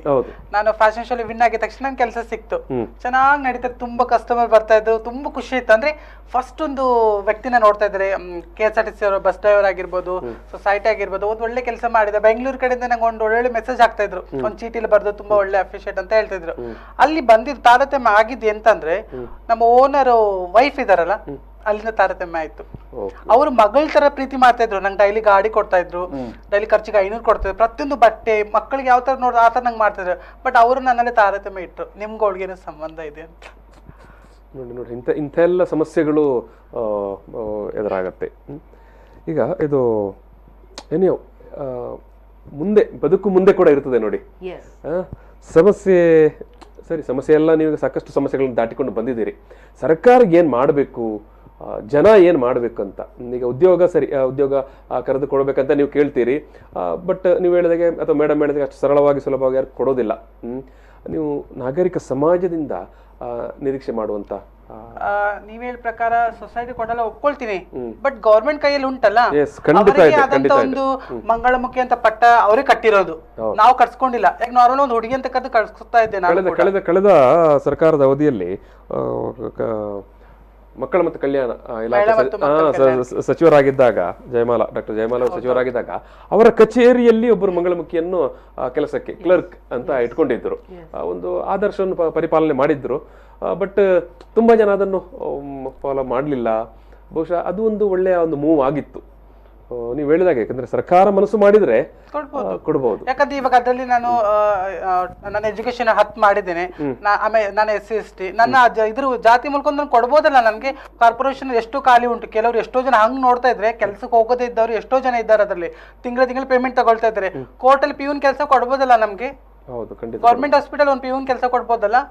ಒಂದು ಗೌರ್ಮೆಂಟ್ ಅಂತ ಒಂದು ರೂಲ್ಸ್ ಆದ್ರೆ, ನಾನು ಗೌರ್ಮೆಂಟ್ ಕೆಲಸ ಮಾಡ್ತಾ ಇದ್ದೀನಿ, ಅಚ್ಚುಕಟ್ಟಾಗಿ ಬರುತ್ತೆ, ಜೀವನ ಮಾಡ್ತಾ ಚೆನ್ನಾಗಿರ್ತಾ ಇದ್ದೆ. ಹಂಗಂತ ಬಿಟ್ಟು ನಮಗೆ ಈ ಕಡೆ ಪ್ರೈವೇಟ್ ಇಂದ ನಂಗೆ ನಾಳೆ ಹೆಚ್ಚು ಕಡಿಮೆ ಅದು ಯಾರು ಕೇರ್ ಮಾಡೋರು ಇಲ್ಲ. ನನಗೆ ನನ್ನ ಸೊಸೈಟಿಗೆ ಕೇರ್ ಮಾಡೋರು ಯಾರು ಇಲ್ಲ. ಸೊ ಅಂಥದ್ದೊಂದು ಗೌರ್ಮೆಂಟಿಂದ ಏನಾದರೂ ಒಂದು ಬರ್ತಾ ಇದ್ರೆ ಅಚ್ಚುಕಟ್ಟಾಗಿ ನಾವು ಜೀವನ ಮಾಡೋಕೆ ರೆಡಿ ಇದ್ದೇವೆ. ಅವ್ರ ಕೆಲಸಗಳು ಕಸಗಳು ಕೆಲಸ ಕೊಡಲಿ. ಅದರಲ್ಲಿ ಕೂಡ ಅವ್ರು ಕೊಟ್ಟಾದಂತ ಅವ್ರು ನೋಡೋ ರೀತಿ ಬದಲಾಗಬೇಕು. ಯಾರೋ ಒಬ್ರು ಹೇಳಿದ್ದಾರೆ, ಅಯ್ಯೋ ಇವ್ರು ಏನು ಕೊಟ್ಟಿದ್ರೆ ಅದು ಹೇಳಿ ತಪ್ಪು, ನೀನು ಬಾಯಿ ಮುಚ್ಚು ಅವ್ರು ಮಾಡಿ ತೋರಿಸ್ತಾರಂತ ಗೌರ್ಮೆಂಟ್ ಸೊಸೈಟಿಗೆ ಹೇಳಬೇಕು. ಎಸ್ ಕೇವಲ ಒಂದು ಯಾರ್ದೋ ರೆಕಮೆಂಡೇಶನ್ಗೆ ಕೆಲಸ ಸಿಕ್ಕಿದ್ರೆ ಸಾಲದು, ಸುತ್ತಮುತ್ತಲಿನ ಜೊತೆಗಾರರು ನೋಡುವ ದೃಷ್ಟಿ ಕೂಡ ಬದಲಾಗಬೇಕು. ಇದು ಸಂಧ್ಯಾ ಅವರೇ, ನೀವು ಏನು ಹೇಳಕ್ಕೆ ಬಯಸ್ತೀರಿ? ನಾನಷ್ಟೇ ಸರ್, ನಮ್ಮಲ್ಲಿ ಪ್ರತಿಯೊಬ್ಬರಿಗೂ ಇಂಟ್ರೆಸ್ಟ್ ಇದೆ ಕೆಲಸ ಮಾಡೋಕ್ಕೆ. ಸರಿ, ಸ್ವಂತವಾಗಿ ಬದುಕಬೇಕು. ಎಷ್ಟೋ ಮಂದಿ ಇದ್ದಾರೆ ಸರ್ ನಮ್ಮಂತ ಮಂಗಳಮುಖಿ ರೋಡ್ ಹಳ್ಳಿ ಊರಲ್ಲಿ ಗದ್ದೆ ಕೆಲಸಕ್ಕೆ ಹೋಗ್ತಾರೆ, ಕೂಲಿ ಕೆಲಸಕ್ಕೂ ಹೋಗ್ತಾರೆ. ಯಾಕಂದ್ರೆ ಇವಾಗ HIV ಬರುತ್ತೆ ಸೆಕ್ಸ್ ವರ್ಕ್ ಮಾಡಿದ್ರೆ, ಆರೋಗ್ಯದ ಮೇಲೆ ತುಂಬಾ ಕೆಟ್ಟ ಪರಿಣಾಮ ಬೀರುತ್ತೆ. ಅದಕ್ಕೆ ಹೆದರಿ ಕೆಲವರು ಹಳ್ಳಿ ಊರು ಮಂಗಳಮುಖಿಯವರು ಹೆದರಿ ಇದ್ರೆಲ್ಲ ಬರಲ್ಲ ಸಿಟಿಗಳಿಗೆಲ್ಲ, ಹಳ್ಳಿ ಊರಲ್ಲಿ ಇದ್ಕೊಂಡು ಕೆಲಸ ಮಾಡ್ತಾರೆ. ಹಾಗಾಗಿ ಸರ್ಕಾರದಲ್ಲಿ ನಾವು ಎಜುಕೇಟೆಡ್ ಇದ್ದೇವಲ್ಲ ಸರ್, ಕೆಲವು ಮಂದಿ ಮಂಗಳಮುಖಿಯರು ಅಂಥವ್ರಿಗಾದ್ರೂ ಹೆಣ್ಣು ಮತ್ತು ಗಂಡಿಗೆ ಇದೆಲ್ಲ ಮೀಸಲು ಇರುತ್ತಲ್ಲ, ಅದೇ ಥರ್ಡ್ ಜೆಂಡರ್ ಈಗ ಸುಪ್ರೀಂ ಕೋರ್ಟ್ ಇಂದಲೇ ಬಂದಿದೆ ಅಲ್ಲ ಮಂಗಳಮುಖಿಯರು ಅಂತೇಳಿ, ತೃತೀಯ ಲಿಂಗಿಗಳಿಗೆ ಸಹ ಒಂದು ಮೀಸಲು ಇರುತ್ತಲ್ಲ. ಅಲ್ಲೆಲ್ಲ ಆ ಜಿಲ್ಲೆಗಳಲ್ಲಿ ಎಷ್ಟೆಷ್ಟು ಮಂದಿ ಎಜುಕೇಟೆಡ್ ಅವ್ರ ಕ್ವಾಲಿಫಿಕೇಶನ್ ತಕ್ಕಷ್ಟು ಕೊಡ್ಲಿ ಅಲ್ಲ, ನಾವು ಮಾಡ್ಲಿಕ್ಕೆ ಇಂಟ್ರೆಸ್ಟ್ ಇದೆ ಸರ್ ನಮಗೆ. ನೋಡಂತ ಒಳ್ಳೆಯ ದಿನಗಳು ಬರಲಿ, ನಮ್ಮ ಸಮಾಜ, ನಮ್ಮ ಜನಪ್ರತಿನಿಧಿಗಳು, ನಮ್ಮ ಸರ್ಕಾರ ಬದಲಾಗಲಿ ಅಂತ ನಾವು ನಿರೀಕ್ಷೆ ಮಾಡುವ. ಮೇಡಮ್, ನೀವು ಕೊನೆಯದಾಗಿ ಏನು ಹೇಳಲಿಕ್ಕೆ ಬರ್ತೀರಿ ಬಯಸ್ತಾರೆ? ಅಂದರೆ ಈ ಸಮಾಜ ಇವರಿಗೆ, ಈಗ ಅವರಿಬ್ಬರು ಹೇಳಿದ್ರು, ಏನಾದರೂ ಸಣ್ಣ ಪುಟ್ಟ ಕೆಲಸಗಳನ್ನಾದರೂ ಸರ್ಕಾರದ ಕಡೆಯಿಂದ ಬಂದರೆ ಒಂದು ಬದುಕಿಗೆ ಒಂದು ದಾರಿ ಆಗುತ್ತೆ ಅಂತ ಒಪ್ಪಿಕೊಳ್ತೇನೆ ಅವ್ರು ಹೇಳಿದ ಮಾತಿಗೆ. ಸೊಸೈಟಿ ಒಂದು ಪಾಯಿಂಟ್ ನೆನಪಿಟ್ಕೊಳ್ಬೇಕು, ಇವರ ಆಟಿಟ್ಯೂಡ್ನಲ್ಲಿ ಕಾಣಲಿಕ್ಕೆ ಸ್ವಲ್ಪ ಗಂಡಸಾಗಿ ಇದ್ರೆ ಕೂಡ ಅವರ ಸಾಫ್ಟ್ನೆಸ್ ಇದೆ, ಅವರಿಗೆ ಒಂದು ಸರ್ವಿಸ್ ಮಾಡುವ ಮೆಂಟಾಲಿಟಿ ಇದೆ, ಹೆಣ್ಣಿನ ಧ್ವನಿ ಮತ್ತು ಮನಸ್ಸು ಇದೆ. ಎಸ್, ಸೊ ಎರಡು ಮ್ಯಾಚಿಂಗ್ ನೋಡ್ಕೊಳ್ಳಿ. ಫಾರ್ ಎಕ್ಸಾಂಪಲ್, ಈವನ್ ಅವರಿಗೆ ವೇಟರ್ಸ್ ಕೆಲಸ ಕೊಟ್ರೆ ಇನ್ ಅ ಗುಡ್ ಹೋಟೆಲ್ ಅಥವಾ ರಿಸೆಪ್ಷನ್ ಹೋಟೆಲ್ ಕೆಲಸ ಕೊಟ್ರೆ, ಹಾಗೂ ಅವರಿಗೆ ಮಕ್ಕಳನ್ನು ನೋಡ್ಲಿಕ್ಕೆ ಕೆಲಸ ಕೊಟ್ರೆ, ಬಿಕಾಸ್ ಏನಂದ್ರೆ ನಾನು ಫಸ್ಟ್ ಹೇಳಿದ ಹಾಗೆ ನಾವು ಪ್ರೋಗ್ರಾಮ್ ಶುರು ಮಾಡಿದಾಗ ಅವರ ಹಾರ್ಟ್ನಲ್ಲಿ they have so much love to give, so much love to receive. ಅವರಿಗೆ ಪ್ರೀತಿ ಕೊಡ್ಬೋದು, ಅದೇ ರೀತಿ ಅವ್ರು ಪ್ರೀತಿ ತಗೊಳ್ತಾರೆ. So they are no different from anyone else.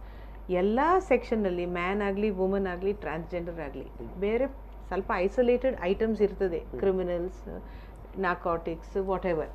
ಯಾರೋ ಒಂದು ಸಣ್ಣ ಗುಂಪು ಅಥವಾ ಸಣ್ಣ ಪರ್ಸೆಂಟೇಜ್ ಏನೋ ಅಪರಾಧ ಮಾಡ್ತಾರೆ, ಕಳ್ಳತನನೋ ಮೋಸನೋ ಇತ್ಯಾದಿ, ಬಟ್ ಅದನ್ನು ಇಡೀ ಒಂದು ಸಮುದಾಯಕ್ಕೆ ಕಟ್ಟುವುದು, ಜನರಲೈಸ್ ಮಾಡಿದ್ರೆ ದಟ್ ಈಸ್ ಕಂಪ್ಲೀಟ್ಲಿ ಅನ್ಫೇರ್. ದೇವರಿಗೆ ದುಃಖ ಬರ್ಬೋದು ಈ ಕ್ಲಾಸಿನ ಜನಕ್ಕೆ, ನಾವು ಜೆಂಡರಿಗೆ ನಾವು ಈ ಥರ ಮಾಡಿದರೆ. ಗೌರ್ಮೆಂಟ್ ಮುಖಾಂತರ ಏನಾಗ್ಬೋದಂದರೆ, ಗೌರ್ಮೆಂಟಿಗೆ ಗೊತ್ತಿದೆ, ಬಿಕಾಸ್ ಗೌರ್ಮೆಂಟ್ ಹಾಸ್ಪಿಟಲ್ನಲ್ಲಿ ಹಾಗೂ ಪ್ರೈವೇಟ್ ಹಾಸ್ಪಿಟಲ್ನಲ್ಲಿ ಅವರ ಆಪರೇಷನ್ ನಡೀತದೆ. ಸೊ ಅವರಿಗೆ ಒಂದು ಮೆಡಿಕಲಿ, ಸರ್ಜಿಕಲಿ ಕರೆಕ್ಟ್ ರೀತಿಯಿಂದ ಅವರಿಗೊಂದು ಆಪರೇಷನ್ ಆದರೆ, so much infection, so much physical damage, so much mental damage can be completely reduced. Because government ಹತ್ರ ಮೆಕ್ಯಾನಿಸಮ್ ಉಂಟು for counselling, hormone treatment, surgery, after care. And ಹಾಗೆ ಮಾಡಿದಾಗ ಗೌರ್ಮೆಂಟಿಗೆ ಕೂಡ ಅವರ ಡೇಟಾ ಸಿಗ್ತದೆ. ಅವರನ್ನು ಐಸೋಲೇಟೆಡ್ ರೀತಿಯಲ್ಲಿ ನೋಡ್ಬೇಕು ಹೇಳಿಲ್ಲ, ಅವರು ಆಟೋಮ್ಯಾಟಿಕ್ಲಿ ಒಂದು ಕಡೆ ಬರ್ತಾರೆ. ಹೇಗೆ ನಾವು ಮೊದಲು ಲೈನ್ನಲ್ಲಿ ನಿಲ್ತೇವೆ, ಲೇಡೀಸ್ ಕ್ಯೂ, ಜೆಂಟ್ಸ್ ಕ್ಯೂ. ನಾವು ಹೋಟೆಲ್ನಲ್ಲಿ ಹೋದರೆ, ಹೋಟೆಲ್ ಹೋಗಲಿ, ಬಸ್ ಸ್ಟ್ಯಾಂಡಿಗೆ ಹೋಗಲಿ, ಅವರು ಯಾವ ಟಾಯ್ಲೆಟಿಗೆ ಹೋಗಬೇಕು, ಅವರಿಗೆ ಟಾಯ್ಲೆಟ್ ಹೋಗಬೇಕು. So we have gents and we have ladies. ಒಂದು ಟ್ರಾನ್ಸ್ಜೆಂಡರ್ ಎಲ್ಲ ಹೋಟೆಲ್ನಲ್ಲಿ, okay, one transgender toilet, it may be ಸ್ವಲ್ಪ ಚಿಕ್ಕ, ತುಂಬ ಮಂದಿ ಬರಲಿಕ್ಕಿಲ್ಲ.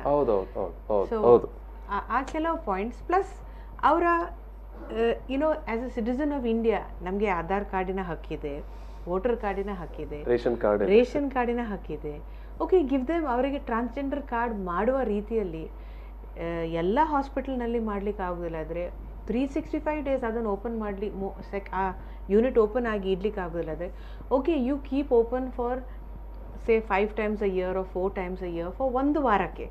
ಆವಾಗ ನಮ್ಮಂಥರ ಜನ ಬಂದು ನಿಮಗೆ ಏನು ಎಕ್ಸಾಮಿನೇಷನ್ ಮಾಡ್ಲಿಕ್ಕೆ ಉಂಟು ನಾವು ಅವರಿಗೆ ಸಪೋರ್ಟ್ ಕೊಡ್ತೇವೆ, ನಿಮಗೆ ಕೂಡ ಸಪೋರ್ಟ್ ಕೊಡ್ತೇವೆ. ಬಿಕಾಸ್ ಒಂದು ಟ್ರಾನ್ಸ್ಜೆಂಡರಿಗೆ ಆಸ್ಪತ್ರೆಗೆ ಹೋದಾಗ ಸಹ ಒಂದು ಆಸ್ಪತ್ರೆದು ನಾಯಿಗೆ ಕೂಡ ಬೆಲೆ ಜಾಸ್ತಿ ಇರ್ತದೆ ಕೆಲವು ಸತಿ. ಆ್ಯಂಡ್ ಟು ಪ್ರೂವ್ ಅವರಿಗೆ to prove I am a lady, it is ನಮ್ಮ ಪ್ರೋಟೋಕಾಲ್ ಎಷ್ಟೋ ವರ್ಷದಿಂದ ಉಂಟು ಬಿಕಾಸ್ ನಾವು ಎಕ್ಸೆಪ್ಟ್ ಮಾಡಿದ್ದೇವೆ. ಹಾಗೂ ನಿಮಗೆ to prove your a man it is very ಅಂದರೆ ನಮಗೆ ಆಟೋಮ್ಯಾಟಿಕ್ ಬರ್ತದೆ. But this is a new stream. So social evolution ನಾವು ಕರೆಕ್ಟ್ ಅಂದರೆ ನಾವು ಕರೆಕ್ಟ್ ಅಂತ ಹೇಳಿ ಅಲ್ಲ, ನಾವು ಶ್ರೀ ಅಥವಾ ಗಂಡು ಹೇಳಿ ಇದ್ದಾಗ ಈ ಥರ್ಡ್ ಜೆಂಡರ್ದು new gender which the government has introduced ಅದನ್ನು ನಾವು ಸೊಸೈಟಿ ಮುಖಾಂತರ ನಾವು ಸ್ವಲ್ಪ ಅಪ್ಲಿಫ್ಟ್ಮೆಂಟ್ ಮಾಡಿದ್ದೇವೆ. Thank you.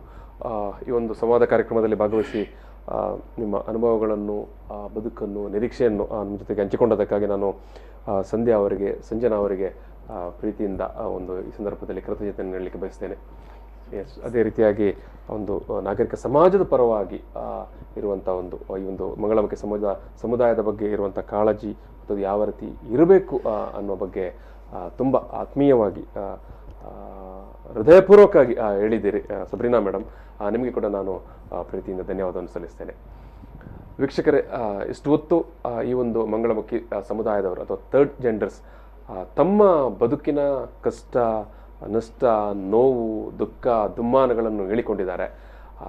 ಸಣ್ಣ ಮಟ್ಟಿಗಾದರೂ ನಿಮಗೆ ಮನವರಿಕೆ ಆದರೆ ಒಂದು ಸಣ್ಣ ಈಗ ಮೇಡಮ್ ಹೇಳಿದಾಗೆ ಪರಿವರ್ತನೆಗಳು ಒಮ್ಮಿಂದ ಒಮ್ಮೆಗೆ ಆಗುವುದಿಲ್ಲ, ಮತ್ತು ದೊಡ್ಡ ಪರಿವರ್ತನೆಗಳು ಖಂಡಿತವಾಗಿಯೂ ಆಗುವುದಿಲ್ಲ.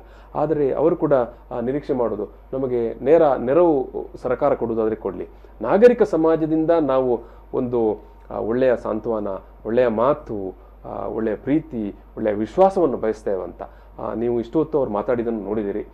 ಸ್ವಲ್ಪ ಆದರೂ ನಿಮಗೆ ಮನವರಿಕೆ ಆಗಿರುತ್ತೆ ಅಂತ ನಾನು ನಂಬ್ತೇನೆ. ಇಷ್ಟು ಹೇಳಿ ನಾವು ಈ ಒಂದು ಕಾರ್ಯಕ್ರಮವನ್ನು ಇಲ್ಲಿಗೆ ಮುಗಿಸ್ತಾ ಇದ್ದೇವೆ. ನಮಸ್ಕಾರ.